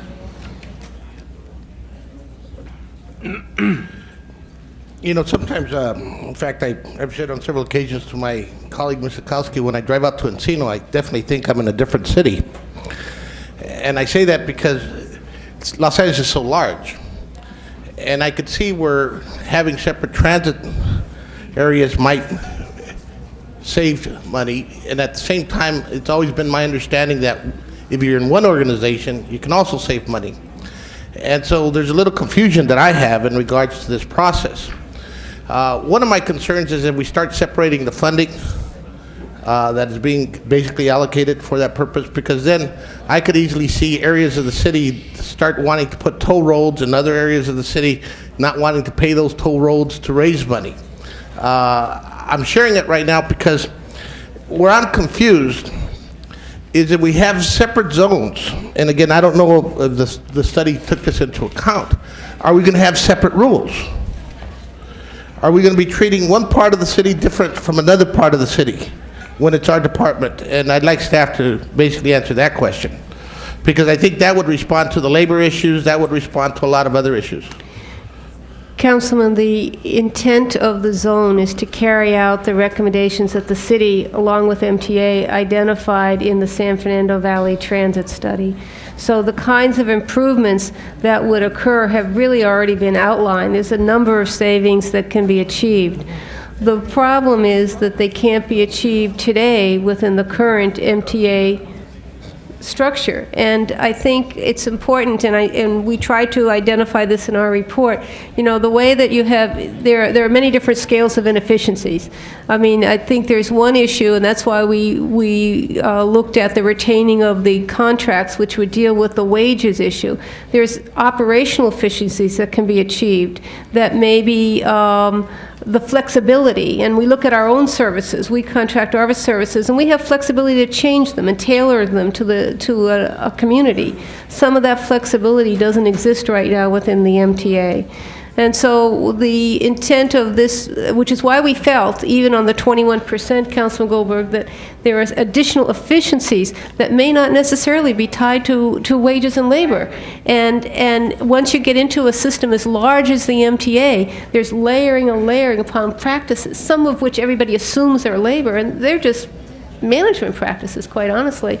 So what we tried to do within the zone was put together an application to focus on these issues, see if we can squeeze out additional efficiencies, bring the issue back here, because the application would come back to council before it went over there, and we could all look at the specifics. But unless you're in the context, and to answer your question, Councilman, if it's in the context of the application, you're really not vested to deal with these issues with the operating entity, the MTA. We're just city staff doing another study. And so it really puts more focus on the elements of change. Thank you.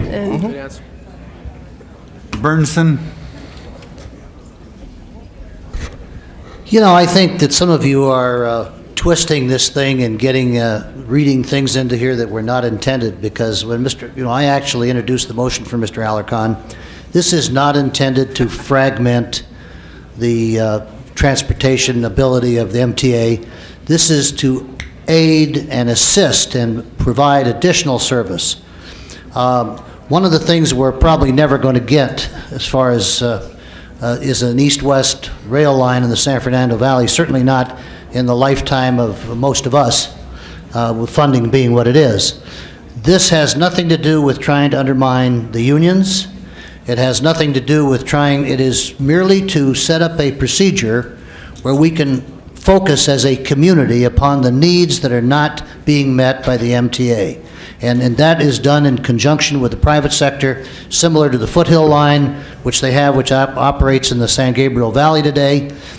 There is nothing sinister about trying to bust unions or to impact the MTA. It's simply intended to try to set up better transportation for the residents of the San Fernando Valley. If this were a separate agency, I would not support it.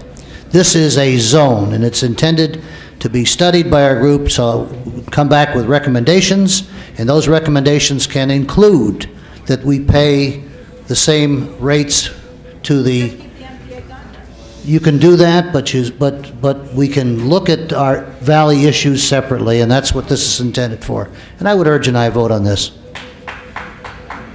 Mr. Fuhr? Thank you, Candy. Thank you, Mr. President. I have some questions as well. What's before us is sort of two separate issues. One is, do we file the notice of intent? And the other is, do we authorize certain funding to accompany that process? Quick question, the source of the funding, and there are several different funding items here, is what? James, do you want to speak to that? Let me put it another way. Is the source of the funding the general fund, or is it MTA funds? No, absolutely not. No, it's city Prop Cities, C funds. local Prop C funds. At the time we did this. That's okay. Prop C funds is the answer. Okay. By filing the notice of intent, I would like to be sure that we don't take ourselves to a point that we can't go back from, that we don't prevent important questions from being asked. In the course of the debate that has preceded me, I think that I understand the following things. First of all, the point initially raised by Ms. Goldberg is an important point, that so far in the documentation that we've seen, to achieve the 25% savings necessary, certain labor contracts and arrangements would need to change given the analysis that's on the table thus far. But what you're suggesting now is that that analysis could continue to evolve even after the notice of intent to file has been submitted. Is that true? That's true. Okay. Because I think it's clear that a number of us would be concerned about breaking those arrangements if that were necessary to achieve this goal, and would not want to give an impression otherwise by voting for the notice of intent today. But you're saying we don't need to give that impression today. And we're looking at both options. Okay. Next, we need to create a seamless transportation system so that one doesn't need to pay twice, for example, for bus service when one transfers from one vehicle to another. By creating a zone, are we putting ourselves in the position where our constituents will have to potentially pay for fares twice, or can we create a system, which I think is mandatory, that is in fact seamless, notwithstanding the existence of a zone here and a zone there? The answer is you can create a seamless system, and the part of the application asks how we're going to provide that seamlessness. All right. Again, so we include that has to be a mandate, because otherwise we're not going to It'll be included in the support that application. otherwise. All right. In addition, there are a number of legal issues that are out on the table. We have the consent decree out there and other things. Those legal issues have not yet been resolved. What would be inherited by the zone and what wouldn't be inherited and so forth. Again, by voting to pursue the notice to file today, we're not in any manner prejudging the outcome of that analysis, right? Alternatively, Councilmember, what we've done here is ask for funds, and we've talked with the city attorney about this, to get legal assistance specifically on the labor contracts to put focus on that very issue. All right. finally, there is a Citizens Advisory Committee. Yes. I understand two things about that committee. One, that they voted unanimously to support moving forward with the zone. Right. But second, that they wanted to make specific recommendations that I think have yet to be made. Yes. By asking that the notice of intent be filed today, would we be foreclosing that Citizens Committee from making those specific recommendations, which I think is also mandatory? I think, Councilman, my sense of the committee is they've moved from endorsing the zoning concept to now working on the details to carry it forward. All right. Thank you, Mr. President. I'd like to answer several of the questions. First of all, I think all of you know that I've always supported the collective bargaining process, strong supporter of the notion of labor unions and the benefit that they bring to the quality of life in our community. It is absolutely not my intent to disrupt the collective bargaining process that has taken place at the MTA or into the future. I do want to say that my primary target is to drive administrative efficiencies through using the zone concept. Secondly, Mr. Holden, you are well aware that the current collective bargaining agreement with the unions allow that any new level of service is open for negotiation in the collective bargaining process. It's not tied to the existing agreement. Secondly, there is a two-tier system at the MTA, and the new service is subject to the second tier, which provides more economies of scale. And so we enter this process fully aware that this council has historically been very supportive of the collective bargaining process. I simply can't bring, I'm not sure that I can bring an agreement forward to proceed, and I've had this discussion with staff, quite frankly, as you might imagine, Ms. Goldberg. I don't think I could bring an agreement that would throw out the collective bargaining process. First, I don't think it's legal. Secondly, it would be very difficult to get the support of this council for that kind of agreement. However, it does, we must look at those issues, and staff recognize their inability to fully understand those issues by recommending that we hire a legal expert on labor issues to be able to help us work through that process. Finally, I want to say that this is a work in process, but in order for us to get to the next level, we must file a notice of intent. Ultimately, we will need a full-blown joint powers agreement if we're going to agree with the cities of Burbank, Glendale, San Fernando, Calabasas, the others that were mentioned. It would require a joint powers agreement. We're not even proposing that we move forward with a joint powers agreement, except to the extent that we start those discussions. That would have to come back to the council for consideration. Everything that you've described will have to come back to the council for consideration. If we do not meet the required 25% reduction in costs or in subsidies, then there is no zone. It just won't happen. But I believe that by looking at administrative efficiencies, by focusing on the issues that all of you have raised, I think we can come back with an application that meets the criteria. In fact, that 25% reduction in cost will be a benefit to all of us. We use that money to expand the service in the San Fernando Valley, as well as use it to expand services elsewhere. This may be a model for the rest of the city. Certainly other parts of the city might want to consider transit zones. So I would urge your support. Thank you, Mr. And I'm Oliver. willing to work with you on all those concepts. Ms. Misakowski. Thank you, Mr. President. I had some questions as well, and either the staff, perhaps Mr. Alarcon, can answer. And I think what we have to date, as far as a report indicating what some of the issues are, has been a good report showing some of the consequences. Apparently, to get this far with the department, we have spent about $50,000 both in transportation management and design and financial management with a subcontract. And so for $50,000, we've gotten this far. With the request today, we are looking to appropriate or authorize expending another $265,000 to get further.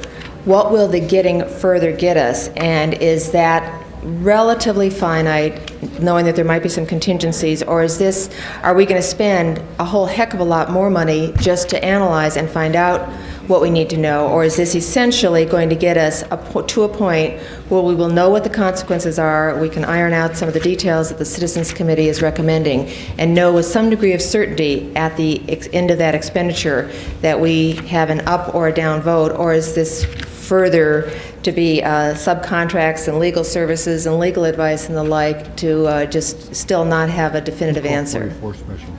Can the staff answer that? Yes, I think that's a very good question.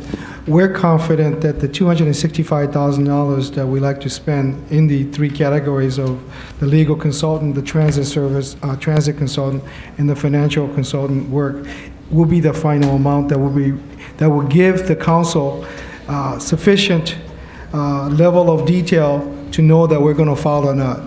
We cannot move ahead without assistance at this time in answering some of the questions that you've asked, that we've also asked, particularly the legal aspect. Okay, and if it gets to that point of knowing whether we should go ahead, what further costs might be encumbered in going ahead, or is that at a point? That would be That would be, first of all, on this one here, Councilwoman, what we've done is recommended appropriation of funds by the City Council, and we have the detail here on where that would be from. We also have recommended that we seek to cost share this with the other cities that are interested in the study. So to begin with, that's what we would do. It would give you an actual application, so you could fully look at all the issues and who would be impacted, and what the savings would be, what this proposed service would be. It would all be detailed in the application. And can you envision what the cost of an application would be? This is it. This gets to that point. And it will get you one response cycle from the MTA built into that. And the other thing I would, if you could address some of the issues that Mr. Fuhrer mentioned, that the Citizens Advisory Committee also addressed as focus or points that they would like further information on before they would ultimately complete their recommendation to support this. Well, I think they've already unanimously endorsed the zone, and what they're working with us on are some details of service, trying to look at what the areas to be served. I think they're really interested in the issues that would come in the application. Now that we showed them which lines would be eligible, they'd like to know which ones are you going to take. How would that work? Does the entire valley get covered? Are you taking, and so you get into the sort of community dialogue issues that are part and parcel of the application. Okay. Mr. Holden. James, by the way, if we create this zone, who will operate it? Who would be the operator? Would like the MTA would be operating it? Who would be operating this zone? You have to create a new operation, new management? Yes or no? My time is running. Could you answer? No, you don't want to answer. All right, fine. James, are you familiar with some of the problems associated with the zones prior to the first creation of the MTA and then RTD? Yes or no? Yes, I am familiar with some of the issues. Let me give you an issues. example. Armin, when you come to the microphone, on the other one where we can see you on television, you got to learn from the chief. All right, now, are you familiar with those transportation zones prior to the RTD, MTA, LACTC and MTA? Yeah, and tell me what your problems were. Councilman and Mr. President, as a high school student in the late and middle and late 1960s, I had to ride the bus from Compton to the University of Southern California to receive some dental care, and I had to ride through at least 3 zones. We had to take two different bus services. One was the old Red Line, the Atchison Bus Company. The other one was the RTD. And I even experienced one occasion where a companion of mine was put off the bus because he didn't have an additional nickel to pay for the extra zone charge. I'm saying to you, they had a bus zone in Compton. You had a bus zone in that, about 4 or 5 in that whole general area. And the state legislature said, wait a minute. We're going to combine all of this. We're going to make it just right. You're not paying him anything. He's not for sale. Anyway, we're going to make it just right, and they created the RTD. Am I right, James? It wasn't just right. That's why they created the RTD. That's right. It wasn't. That's the zone was not right. it was not the zone, though. It was, in the old days, we have private companies operating for profit service. And some of the lines obviously was not making profits, so they canceled those lines. RTD was formed to take over some of those failed private lines. Right. No, they were not failed, James. The fact of the matter is some of them were, some of them were not. You going back, you reinventing the wheel, James. It just so happens the first question I asked, who would be the operators?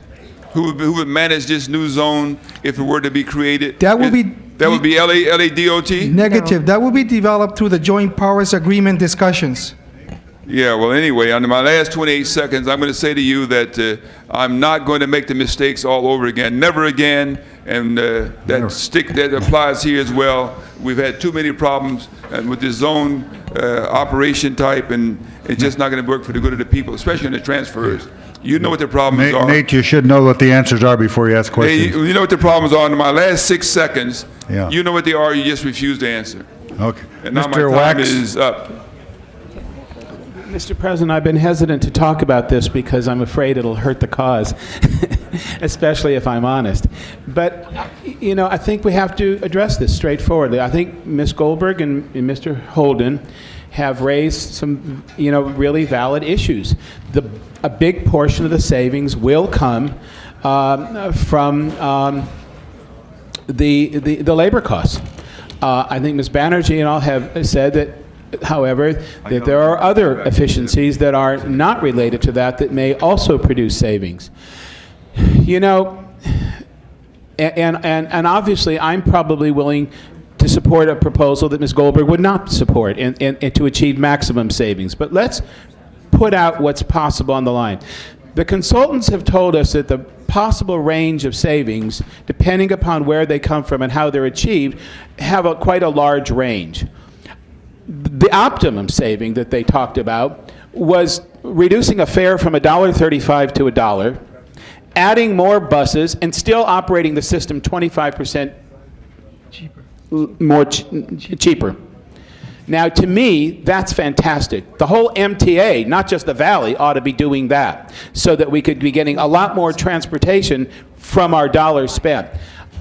I recognize, however, and you're right, Ms. Goldberg, to achieve those maximum savings will require a different labor contract than what exists now with the MTA union. It might, for example, require, as with Foothill, people who are unionized under the Teamsters but perhaps make half the wages of what their comparable people do with the MTA union. Those, to be honest, those are where a lot of the savings might lie. We will not be deciding that today. Those options will come back. Some will have, scenario A will have that in it, scenario B will have that out of it. I probably, although Mr. Alarcon and I agreed the other night, will disagree. I think we should go for the most for our buck. I think that if you can get a 35 cents cut on your fare and a 25% cut in operating and add more for the same dollar, we ought to do it. You owe it to the people who pay that. I know that there is another side to that, and we will have that debate. What Mr. Alarcon is asking to do now is to basically go forward and present all the scenarios to you. Some will have that in it, some won't. Some will achieve the savings in the way Ms. Banerjee did without that. That debate will really come at a later time, but you are absolutely right. It will open the debate on that issue. There's no to it. You cannot deny that. That's how it's, the savings doesn't come out of the sky. It has to come somewheres, and part of it, if it's particularly the optimum savings, will come in a battle that I'm sure will be fought very strenuously by the MTA union. But I think that you owe it to people to put all the facts out on the table and then to debate it and then to be able to stand by why you make the decision you make. And I'm willing to do that, and I think you are. And if we disagree ultimately, it's because we have weighed things and come out with it differently. But we owe everyone the minimum of finding all out the facts, laying it out there, and having this discussion and this debate. Otherwise, no changes ever get made. Ms. Goldberg, you have the floor. I always find it amazing. How easily we are able to talk about saving the people money as if the people who are driving the buses and keeping them running aren't people. I find it amazing that we can say that the way you save money is to have the workers subsidize the fares. That's how you save the money. What about the fact that we have that big Taj Mahal down there that was built with how many umpty millions of dollars? Or how about the fact that we have layers and layers and layers of management at MTA that are all making high wages, and we're still paying off department directors that have been fired, and we're still paying their salaries. So if you want to start cutting fat, I'm right there with you. But don't start with the people that drive the buses and are taking care of them, that they are safe and in good operating order. That's not where the savings ought to come from. Well, I'm sorry. You know, we can all wave our hand and say we can make it $1. We could make it $1. And all it would cost is the standard of living of the people who drive the buses and the mechanics who keep them running. Other than that, it's a terrific plan. Burnson.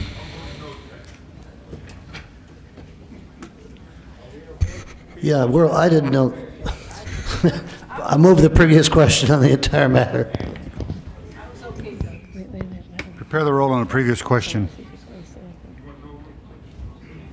Tabulate the vote. 6 ayes, 6 noes. All right.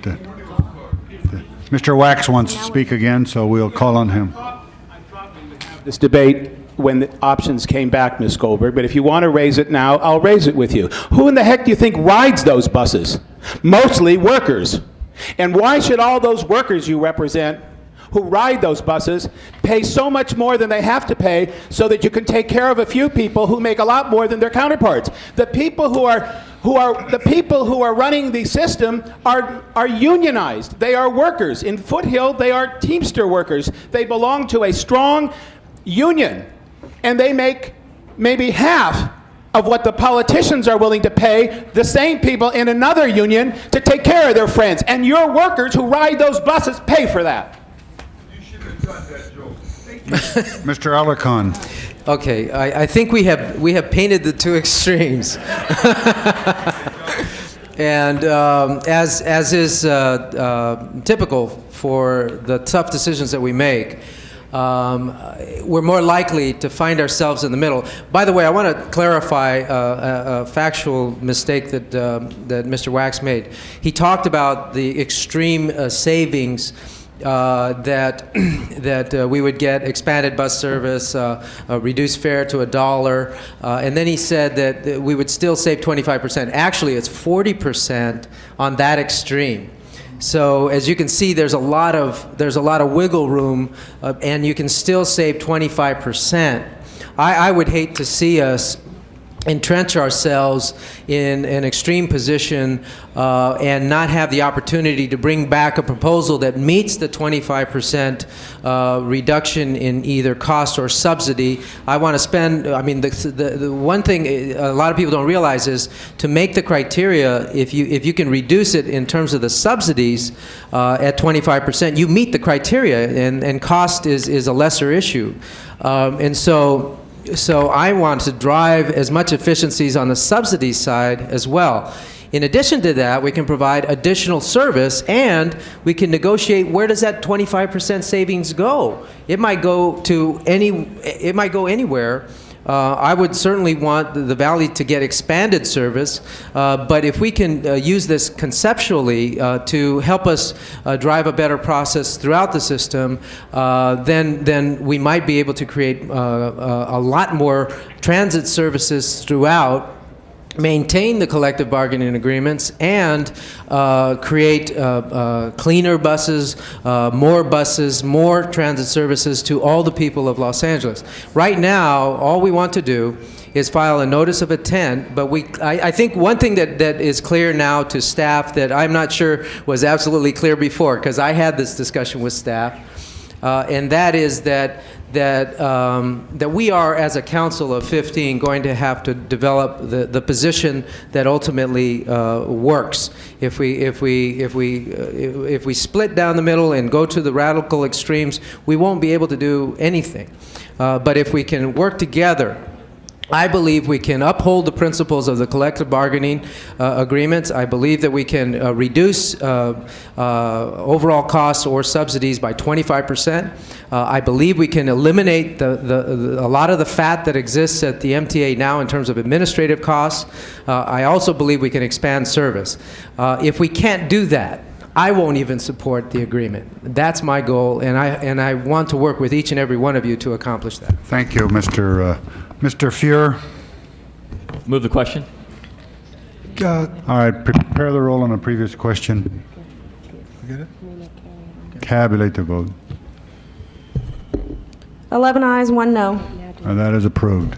Councilman, Mr. President, there was an amount of $265,000 that was identified at the time that the report was prepared.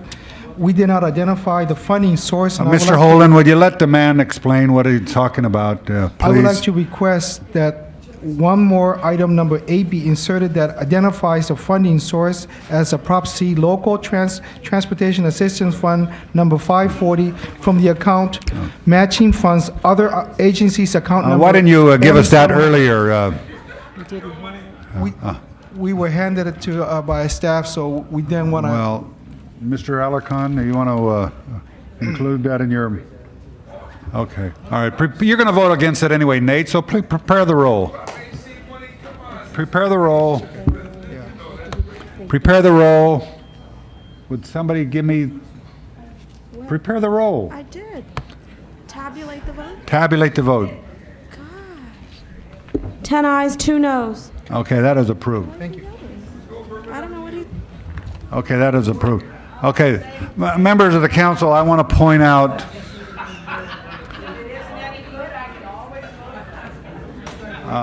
I want to point out that we have 27, 28, 29, 30, 34, 44, and 52 yet that have been called special. And I'm sure these are very interesting discussions, but let's keep our discussion to the item alone and not get too emotional. Next item. Item number 27, called special by Councilmember Goldberg. Ms. Goldberg, 27. You got to keep track of what you call special because you call so many of them. I do not. Today I did. You had a lot on the, I've gotten information, thank you, I don't need it. Okay. Well, no, there was no documents in the file, and the city attorney... All right, prepare the roll on item 27. Tabulate the vote. 12 ayes. That is approved. Forthwith on that. 28. Mrs. Walters. Yes. Thank you, Mr. President. I'd like to move Budget and Finance report on this item. And the difference between Budget and Finance report and the Personnel report is this. The Budget and Finance report approves a one-time only exemption from the hiring freeze for 97-98 for the one position of principal sanitary engineer and no backfill authority. Personnel report wants to approve a blanket exemption from the hiring freeze for this one position. And I move the Budget and Finance report. Okay. Ms. Goldberg? Actually, normally there isn't much difference, but in this particular case, they came to personnel and they said they can't run this system without the principal sanitary engineer. That if they have to keep waiting for unfreezes every time they need it, that what they do is they end up in a much diminished capacity to run the system. This is the system that is put under great stress during the last water period because this is stormwater division. And it seems to me as we're going into the next year's budget where there's going to be an unfreeze and backfilling on anything we leave open, and I don't know how many positions we'll leave open, but whatever is left open, that with the 3 remaining months of this year that we should grant the division what it needs because the stormwater issues are very serious ones, and that's why the personnel report came as it did. So I'm going to oppose A and move to substitute B. All right, Mr. Fuhr? Yeah, notwithstanding having gone through the budget and finance discussion, I'm going to support B as well. And the reason is, A, we are going to, I mean, the mayor has a recommendation that we eliminate the hiring freeze. It's a recommendation with which I agree. And as a consequence, as Ms. Goldberg stated, this is sort of mooted for the long term. And given that that's the case, in the short term, there is this need. The differences between A and B are going to evaporate in a few months anyways. Let's just do B and get done with it. All right, Mrs. Walters, do you want to be heard again? Yes. On the position that the new budget takes, eliminating the freeze, I agree. But on this position, it does not keep the department from doing anything they need to do or want to do. They ask for one position, and the Budget and Finance Report A gives them the one position. It does not give them the backfill authority. It does not give them a blanket exemption.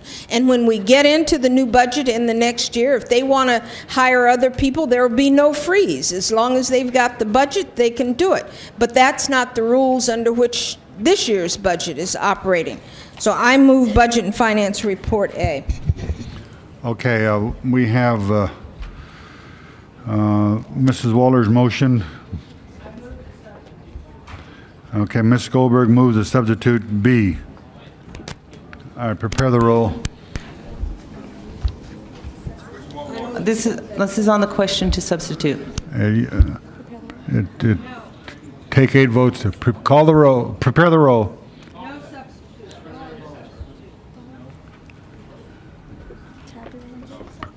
Tabulate the vote. 8 ayes, 4 noes. That is approved. So we have the Personnel Committee. Prepare the roll on Personnel Committee. Tabulate the vote. 12 ayes. That is approved. Next item. Next item, Mr. President, number 29, called special. Mrs. Walters, you call that special? Both committees concur? I took that both committees concur, so that's fine. Okay, prepare the roll on 29. Tabulate the vote. 12 ayes. That is approved. Yeah, I appreciate the cooperation. Next item. Next item, Mr. President, item number 30, you have one signature on the file and a motion is required. I move the Budget and Finance Committee report. Well, there's a communications from the Personnel Committee, and then Budget and Finance. What is the difference? There's a substantial difference here, Mr. President, if I may. The Budget and Finance Report exempts one time only from the council-imposed hiring freeze for 17 positions in building and safety. Mr. Fuhrer recommends, in conjunction with the Personnel Committee, that you exempt 23 positions and backfill authority for 4 other positions in the Department of Building and Safety. My recommendation would be one time only, 17 positions. Hello? And the positions that I'm not willing to authorize this at this point do not have hiring lists available. They can't hire until, they certainly can't hire before July 1. It'll be sometime after the new year that they can hire, so, or the new fiscal year. So I move my recommendation in Budget and Finance. Mr. Fuhrer? Did you call me? Thanks, Mr. President. Ms. Walters and I respectfully disagree with each other regarding how many positions should be allowed to move forward. And in Budget and Finance, we heard Building and Safety come forward and tell us how critical for public safety the positions at stake are. These are for inspecting elevators, for example, and other key aspects of the infrastructure of the city. And to fail to have these positions occupied is to jeopardize public safety. Ms. Walters points out that for some of the positions, the lists aren't yet available. Building and Safety responded by saying it is conceivable to them that notwithstanding that the positions could be filled before the conclusion of the fiscal year. Therefore, I will strongly concur with the Chair of Personnel. My recommendation and that one are identical to each other. There's nothing to be lost and something to be gained significantly when it comes to public safety in allowing these positions to be filled. Ms. Goldberg? Yes, I just wanted to speak with respect to the backfill of the senior positions. If you allow them to have the senior positions, which is the same in both reports, all three reports actually, but without backfill, what you end up with is you finally get supervisors in the department, but you leave the department understaffed for people who are doing the clerk typist position. The result of that is that the myriad of complaints that most of us get from waiting too long to get things done in this particular department come in part from a paper trail backup, which they described. So now they will have supervisors, but they'll have 4 less people to supervise if you don't give them backfill, because they do promote, generally speaking, from within their department. So that's why the personnel recommendation is slightly different as to the unfreezes. You have the question to substitute Councilmember Walters' recommendation B. Okay. Prepare the roll. Tabulate the vote. 8 ayes, 5 noes. That has been substituted. So we have Mrs. Waller's motion before us. Item number 30 as substituted. All right, prepare the roll. Tabulate the vote. 13 ayes. That is approved. Next item. That's just unbelievable. Next item, Mr. President, number 44, called special by, item number 34, called special by Councilmember Holden. Yeah, Mr. Holden, we have a lot of people who want to be heard, and Mr. Alarcon tells me that they did have public hearings in the committee. Have another member present.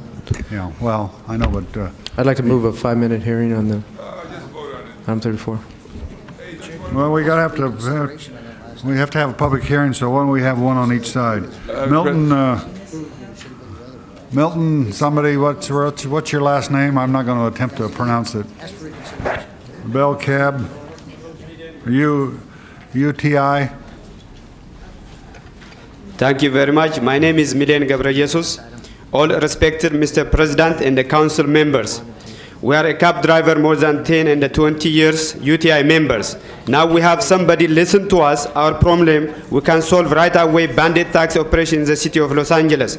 No one contact us from DOT about discrimination. We are out of work more than 8 weeks or 2 months by Bell Cab Company. We believe that Area C is not being properly served by permit drivers, and the services in the area is largely left to bandit operation up to now. We therefore urge the council to allow bidding for the service in that area, specifically for those 120 seal for the UTI taxi company today. We are moved a new office, 1636 West 8th Street, Suite 204, Los Angeles, California 90017. A, we have a computerized, the best taxi system with the satellite frequency.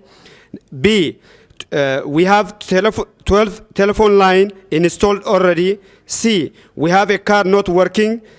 D, we have a car waiting for the new seal, increase revenue for the city. As soon as the city approves us, we can get independent insurance acceptable by the city, so we can go back to work and support our family. And the need people so far did not get taxi service East LA, Highland Park, Silver Lake, and Southgate. We have been fighting more than 5 years.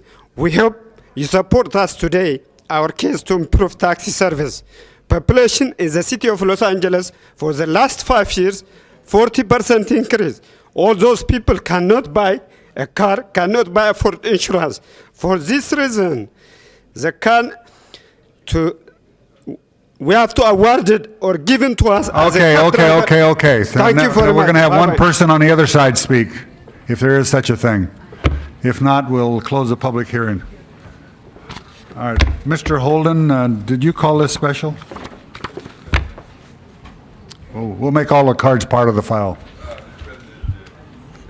It's just been unfair treatment for customers living in this area, East LA, South Central Los Angeles, Hollywood area, where Bell Cabs are supposed to be providing the service there after the merger. We thought the merger was good to begin with, but it turns out that it's not working out at all. It seemed to me, at least, that the fair thing to do is to create a new zone. You calling it a zone? Don't get it mixed up with that zone in the valley. Are you calling it a zone again? And what we need to do is to let this go out to bid, and I support it 100%. I think maybe this is the best way to resolve this problem. It's been fought in and out of court. Okay. And Mr. Alarcon is stepping forward and create this new franchise. And I vote aye. Can someone speak on behalf of Bell Cab shareholders? No, we gave you an opportunity. Mr. Hernandez is next. Members of the council, the reality is we're looking at an issue here. We're talking about service, and I wanted to stand because a lot of people keep on asking, why is it that we're dealing with a group of people who at one point were considered bad taxi cab drivers? What they were a group of people who wanted to earn an honest dollar the honest way, and they went through the Department of Transportation, and they were providing a very needed service in an area that basically was being neglected by the current franchise. I'm basically asking us to continue this process. It'll allow for the transportation issues that impact the Pico Union Westlake area to basically be satisfied by another form of transportation, and by that I mean a potential cab company that will service them and have an emphasis on making sure that quality service is provided for the transit-dependent public that exists there now. Mr. Alarcon? Yeah, just very briefly, what we are doing today is making a finding to hold a public hearing on the issue of determining the convenience and necessity of establishing additional taxi service. But clearly, Mr. Holden, I think, kind of captured the essence of what, not completely, but kind of captured the essence of what I'm trying to do. There is the Bell Cab franchise has not been able to continuously provide a level of service in particular geographic parts of the city, and the goal here is to have that service filled. I would hope that the Bell Cab Company would be able to provide that service, but if not, we will make that finding. Ms. Goldberg? Never mind. Mrs. Walters? Yes, I'd like to, if the Transportation Department is still here, if they would come forward.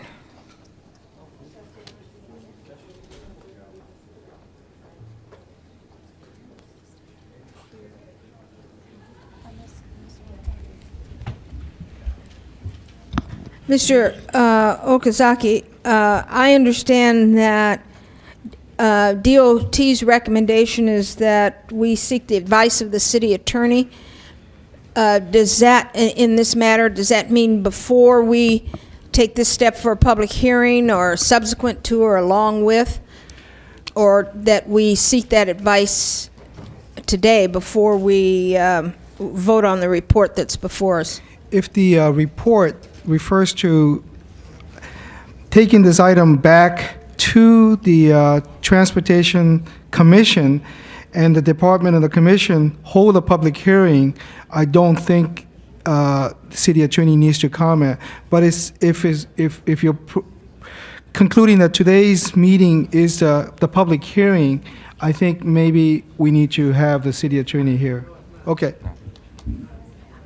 All right, Mr. Alarcon, do you consider today's hearing, today's meeting, the public hearing? No, I don't believe we can do that. That we did get the advice of the city attorney in the public hearing, and they said no. All we can do today is set the public hearing.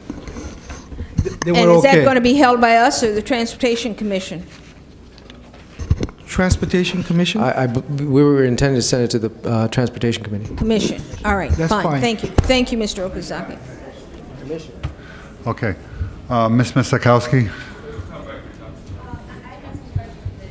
Under transportation, And in reading some of the reports, it indicated that Commissioner Fernando Guerra had been involved in trying to negotiate between the two factions of BelCab, and that from some material that I've just been given by the Department of Transportation, there's been some significant degree of success in that, to the point now that there are only 30 cabs operating out of the 9th Street location, and the others have gone into the Westwood operation. I wondered if the staff could convey some information about that, confirm whether or not that's accurate, and whether or not Commissioner Guerra is continuing his efforts, and whether or not this action would cause those efforts to cease, where it looks like there's been slowly, incremental encouragement. And I'm concerned that setting up the PCN will stop it at this point and cause it to go backwards. So I'd like the staff to respond to one, if that's correct, and whether or not Commissioner Guerra is continuing his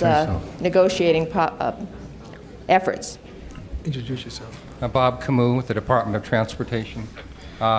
That is true that Commissioner Guerra, as well as Commission President Shulman, took the lead in bringing all the parties together 2 or 3 weeks ago now for the purpose of trying to bring them together and bringing BelCab, the operation, back into a single operation for the benefit of all.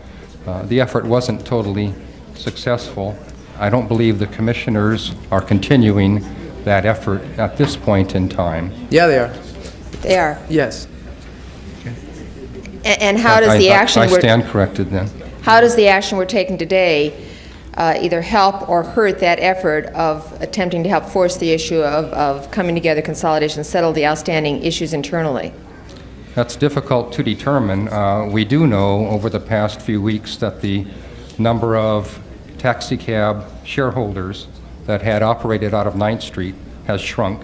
It continues to shrink, and we believe, and it is reported to us, that those persons are rejoining the Westwood operation of BelCab and are driving again and earning their livings. To cite an example of the numbers, at one point there were approximately 67 shareholders of BelCab operating out of 9th Street. Today that number is less than 30. They're not operating now because of the... They are not operating. And they're not operating. They have that address. Thank you. 30. Mr. Holden? Oh, I was going to move the previous question, but I guess I have to set the record straight. The fact of the matter, Mr. President... Well, you're the one who can set the record straight, that's for sure. The fact of the matter, Mr. President, that the BelCab's West and BelCab 9th Street, let's put it that way, BelCab's West was in breach of contract because they were not providing the service a few years back, and they agreed to a merger in order to take the so-called bandits and make them a part of the BelCab operation so that they have more numbers to work with and provide a greater service for a greater area. Now, I'm going to say this because I believe it to be the truth. When the BelCab's 9th Street operation had more members than BelCab West, they elected the officers for the entire operation to operate BelCab. And the records will show that in court and in the Department of Transportation. So what the Department of Transportation did is sided with BelCab West, even though they were not in charge, and would not support the new leadership in the BelCab's 9th Street operation. And they aggressively, in my view, moved to disrupt it. BelCab's West did not pay their insurance, and BelCab's 9th Street operation had to provide the insurance for that. And I have a copy of the letter from Department of Transportation to BelCab's West, which says that you're in breach of contract because you don't have the insurance. And it's been going back and forth, that one versus the other. Now BelCab's West has won the control of the organization because you have to rotate every 2 years, I believe it is. Now the Department of Transportation is willingly working with them. And in working with them, what they're doing is putting out of business the 9th Street operation. I just don't think it's fair. I think it has some kind of overtones and undertones here. And I don't think that they've been playing with a level playing field. And I think Bell Cab West has been using the department, at least the department with knowledge, has been allowing itself to be used for the purpose of deactivating 9th Street operation. And you know, it stinks, and you've been stirring it. And I believe that to be the case. The evidence will support that statement. I'm going to ask, we have an aye vote on this, and I think the people can represent themselves better than someone else.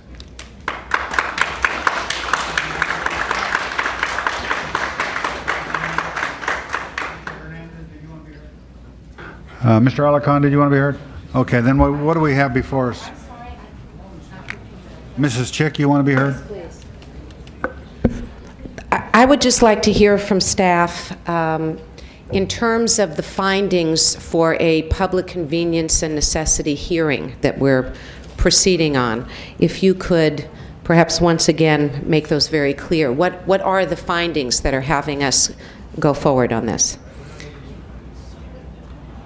We need to determine, as specified in our report, we need to go back to have a hearing to determine, is there a need for a new franchise? If indeed there is a shortage of taxi cabs servicing this area. Okay, so it's the hearing that will Yes. allow you to determine that and make what I'm calling findings. That is correct. They will bring that back to the full council. Okay, thank you.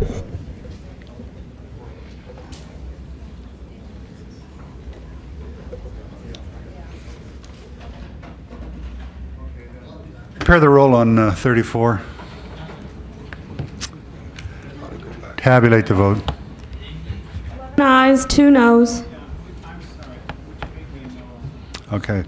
All right, Mr. Fuhrer, on 44, you call special, you have no... Okay. Prepare the roll on 44. Tabulate the vote. 13 ayes. That is approved. Forthwith on that. Mr. Alarcon? I thought I was helping in the process. I want to ask for reconsideration on item 30. Reconsideration on item 30. Prepare the roll. Is there any objection to reconsideration? Seeing none, the matter is before us. Now, what was the... That was on the item of reasonable safety. Yeah. Several members have mentioned to me that on the substitution vote, that they thought they were voting in one direction and their vote meant the opposite of what they thought they were voting for. Okay, what's the motion before us? So the motion that we want to get back to is the substitute motion. Okay, and that motion was to substitute the... Rita Walters. The recommendation B of Councilmember Walters for the personnel and Mr. Fuhr's. That's right. And so if you want to support the Personnel Committee? personnel, you have to vote no. And if you want to support Councilmember Walters, you have to vote yes. Is that correct? No. Yes, Ms. Did I say that right? Okay. I think he asked if there were any objections. So we've already reconsidered. There was no objection to reconsideration, so we have... Yes. Point of clarification, we have 2 reports. One is personnel, one is budget and Actually, you finance. have 3, but there were only 2 moved. Councilmember Fuhrer, on item 30, concurred with the chair of personnel. So personnel, And personnel was moved. yes. Councilmember Walters recommended something different. Is that budget and finance? Well, it's not, there's no report from Budget and Oh, I Finance see. because the All right. 2 disagreed. There was a split. So it's, her recommendation was moved to be substituted, and some people didn't understand that I was told this. Okay, prepare the roll. Prepare the roll on Mrs. Walters' motion. Tabulate the vote. 4 ayes, 9 noes. Okay, that failed. Now we have Mr. Fuhr's motion. Mr. Fuhr's motion. Personnel Committee. Prepare the roll on that. Tabulate the vote. 13 ayes. That is approved. Forthwith on that. Okay, the next item. Next item, Mr. President, number 52, called special. Okay, shall the rules be suspended on 52? Prepare the roll on suspension of the rules. tabulate, prepare the roll on suspension of the rules. Tabulate the vote. 3 ayes, 10 noes. All right, that failed. That will go to committee. The next item. Next item, Mr. President, you have Special 1. Were you afraid to hear about Mother's Day, John? I voted yes. No, you all are the same. Ah. You're going to get it back. Okay, Mr. Holden, you're a wonderful public servant. You're anti-mother. Okay, Sergeant, don't turn his microphone on, unless I recognize him. Okay, Sergeant, would you see if you can control Mr. Holden?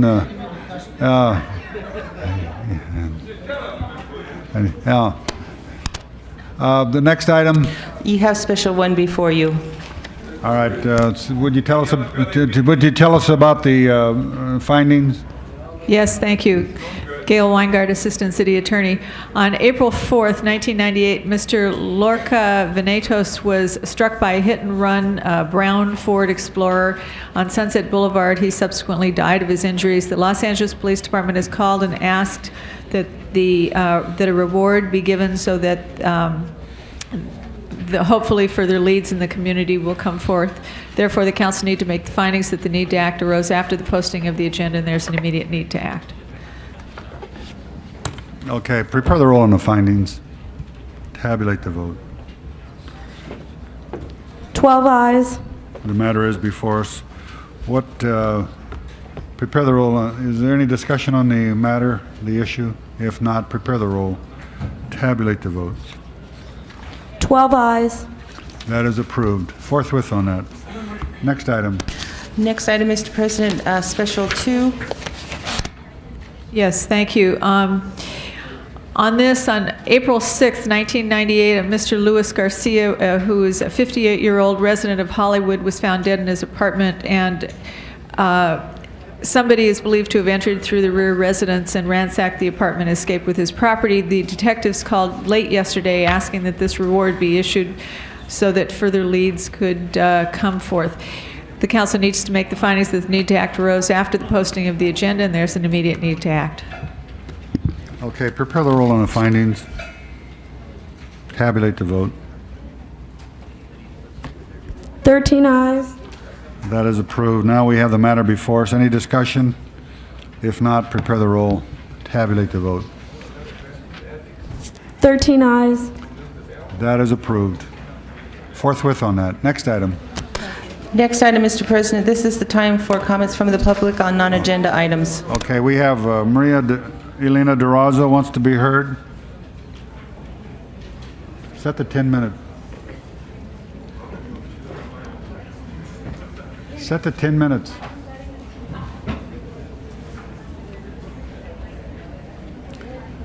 Mrs. Durazo, did you want to be heard? Yes, I do. Hold on.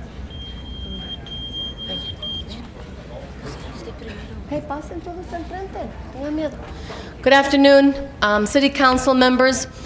We are here to report to you that there was a strike today. We have strike at USC, University of Southern California. Unfortunately, we have tried very seriously in a very, very strong way for 3 years now to get just what is provided in the workers' retention law that this city council passed a couple of years ago. USC refuses to provide a continuation of employment for the employees, and with their threat of subcontracting out. And I'd like to just give the rest of my time to one of the strikers. Buenas tardes, mi nombre es Erlinda Anguiano y estamos aquí para pedirlos que por favor nos apoyen, nos den su ayuda para que USC no subcontrate nuestros trabajos, porque todos necesitamos sus trabajos. No pedimos algo fuera de lo común más que tener el trabajo para poder sobrevivir, ya que muchos de nosotros es el único income que llevamos a la casa, madres solteras, que nosotros no queremos depender de la ayuda del gobierno. My name is Erlinda Anguiano. ¿Cuántos años tiene trabajando? 10 años. And I've worked at USC for 10 years. And we come to ask you for your support today with this letter and anything else that you can do for us. We're not here to ask, and we don't want to be on welfare. We don't want to depend on public assistance. We work very hard, and what we want just is to be able to continue our work, and we're being threatened with that by USC wanting to subcontract out our jobs.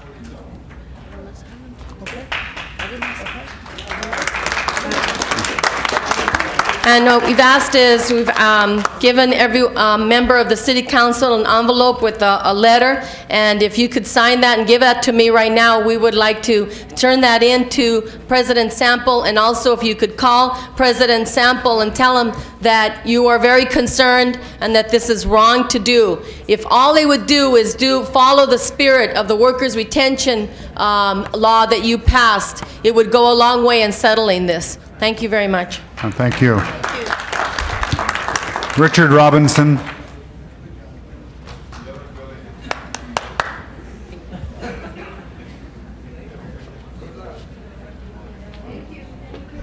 Mr. President, members of council, the appointed and the elected charter reform commissions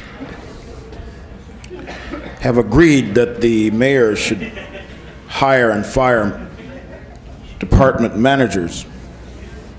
Both commissions have forgotten that they are formed to enable more participation and responsibility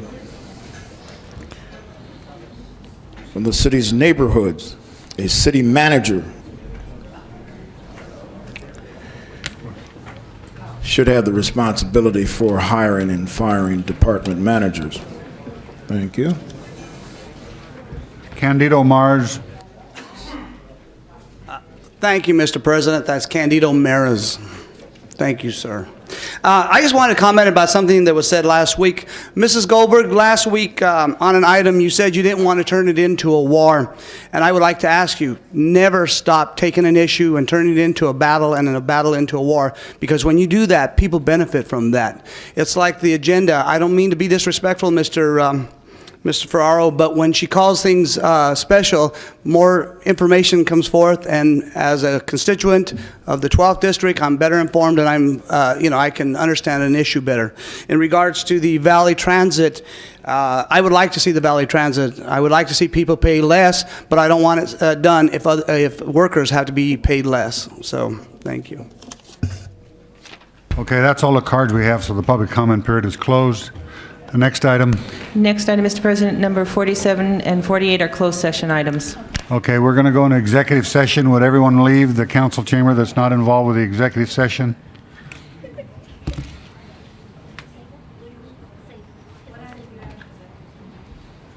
Uh, 47.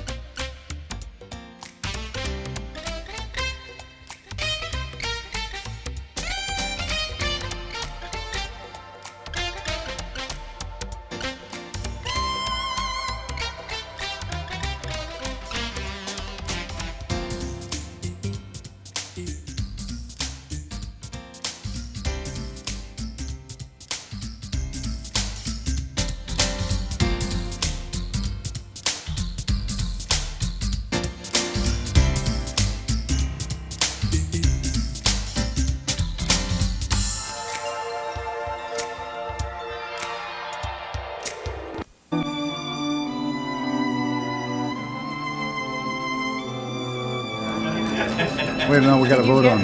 We got to vote on something. Okay, we're back in open session. What's before us? You have before you item number 48, authorizing the city attorney to expend $175,000 in settlement of case entitled Belinda Gomez versus City of LA, Michael Tyus et al.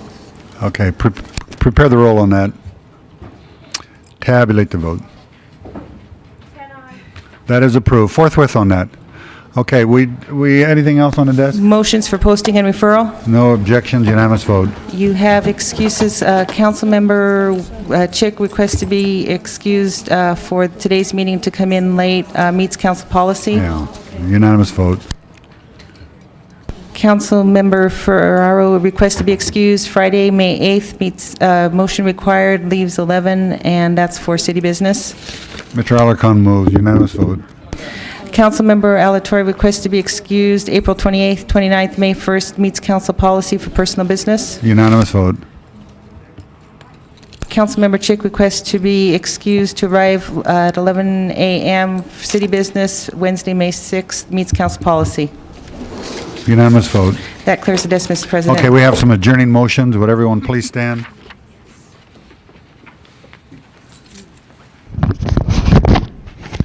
Members of the council, I'd ask we adjourn in memory of Kenneth Chantry, who was a retired Superior Court judge, was one of the most respected Superior Court judges that we've had in a long time, and I'd ask, he leaves his 2 daughters, and I ask we adjourn in his memory. I'd also ask that we adjourn in memory of someone who has a great name, and it's not related to me, the name of John Ferraro. I want to move in his, let everybody know that it's not the same one.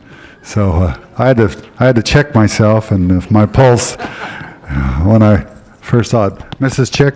Much older than you, though, John.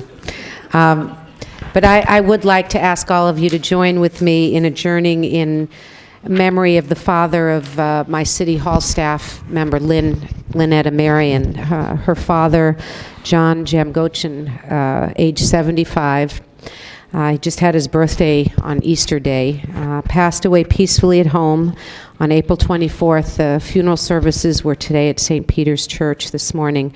He was born in 1923 in Lawrence, Massachusetts. He's the beloved husband and father and grandfather of his family members, survived by his cherished wife of almost 50 years. They were to have their 50th anniversary very shortly, Lillette. His beloved children, Lynette, Soren, and John.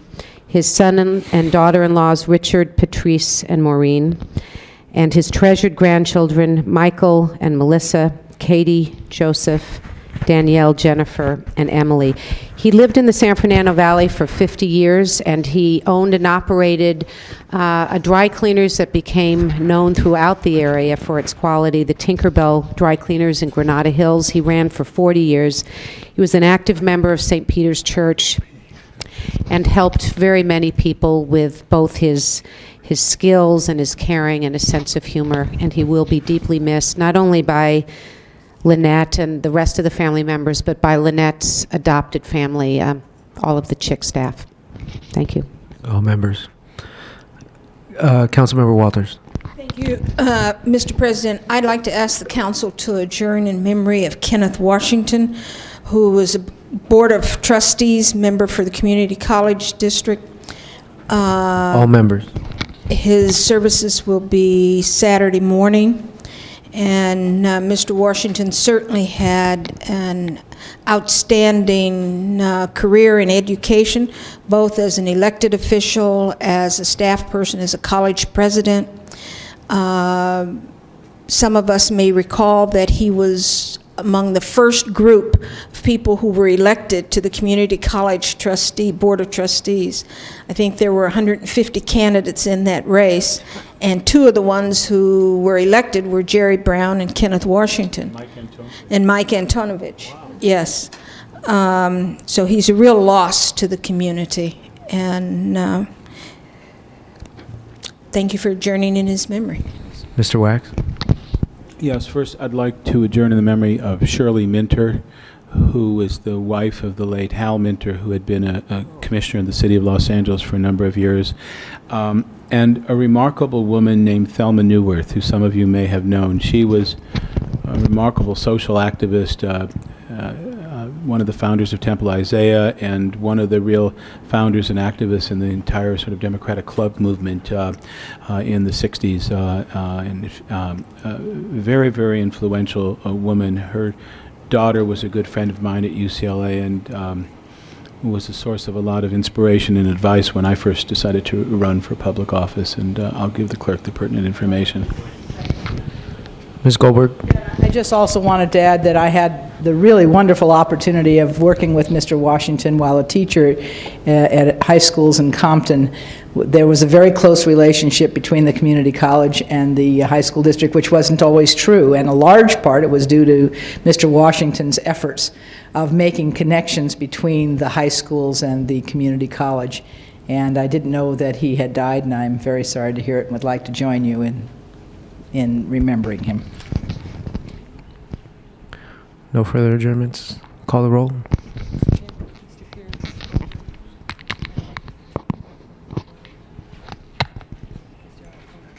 This meeting is adjourned.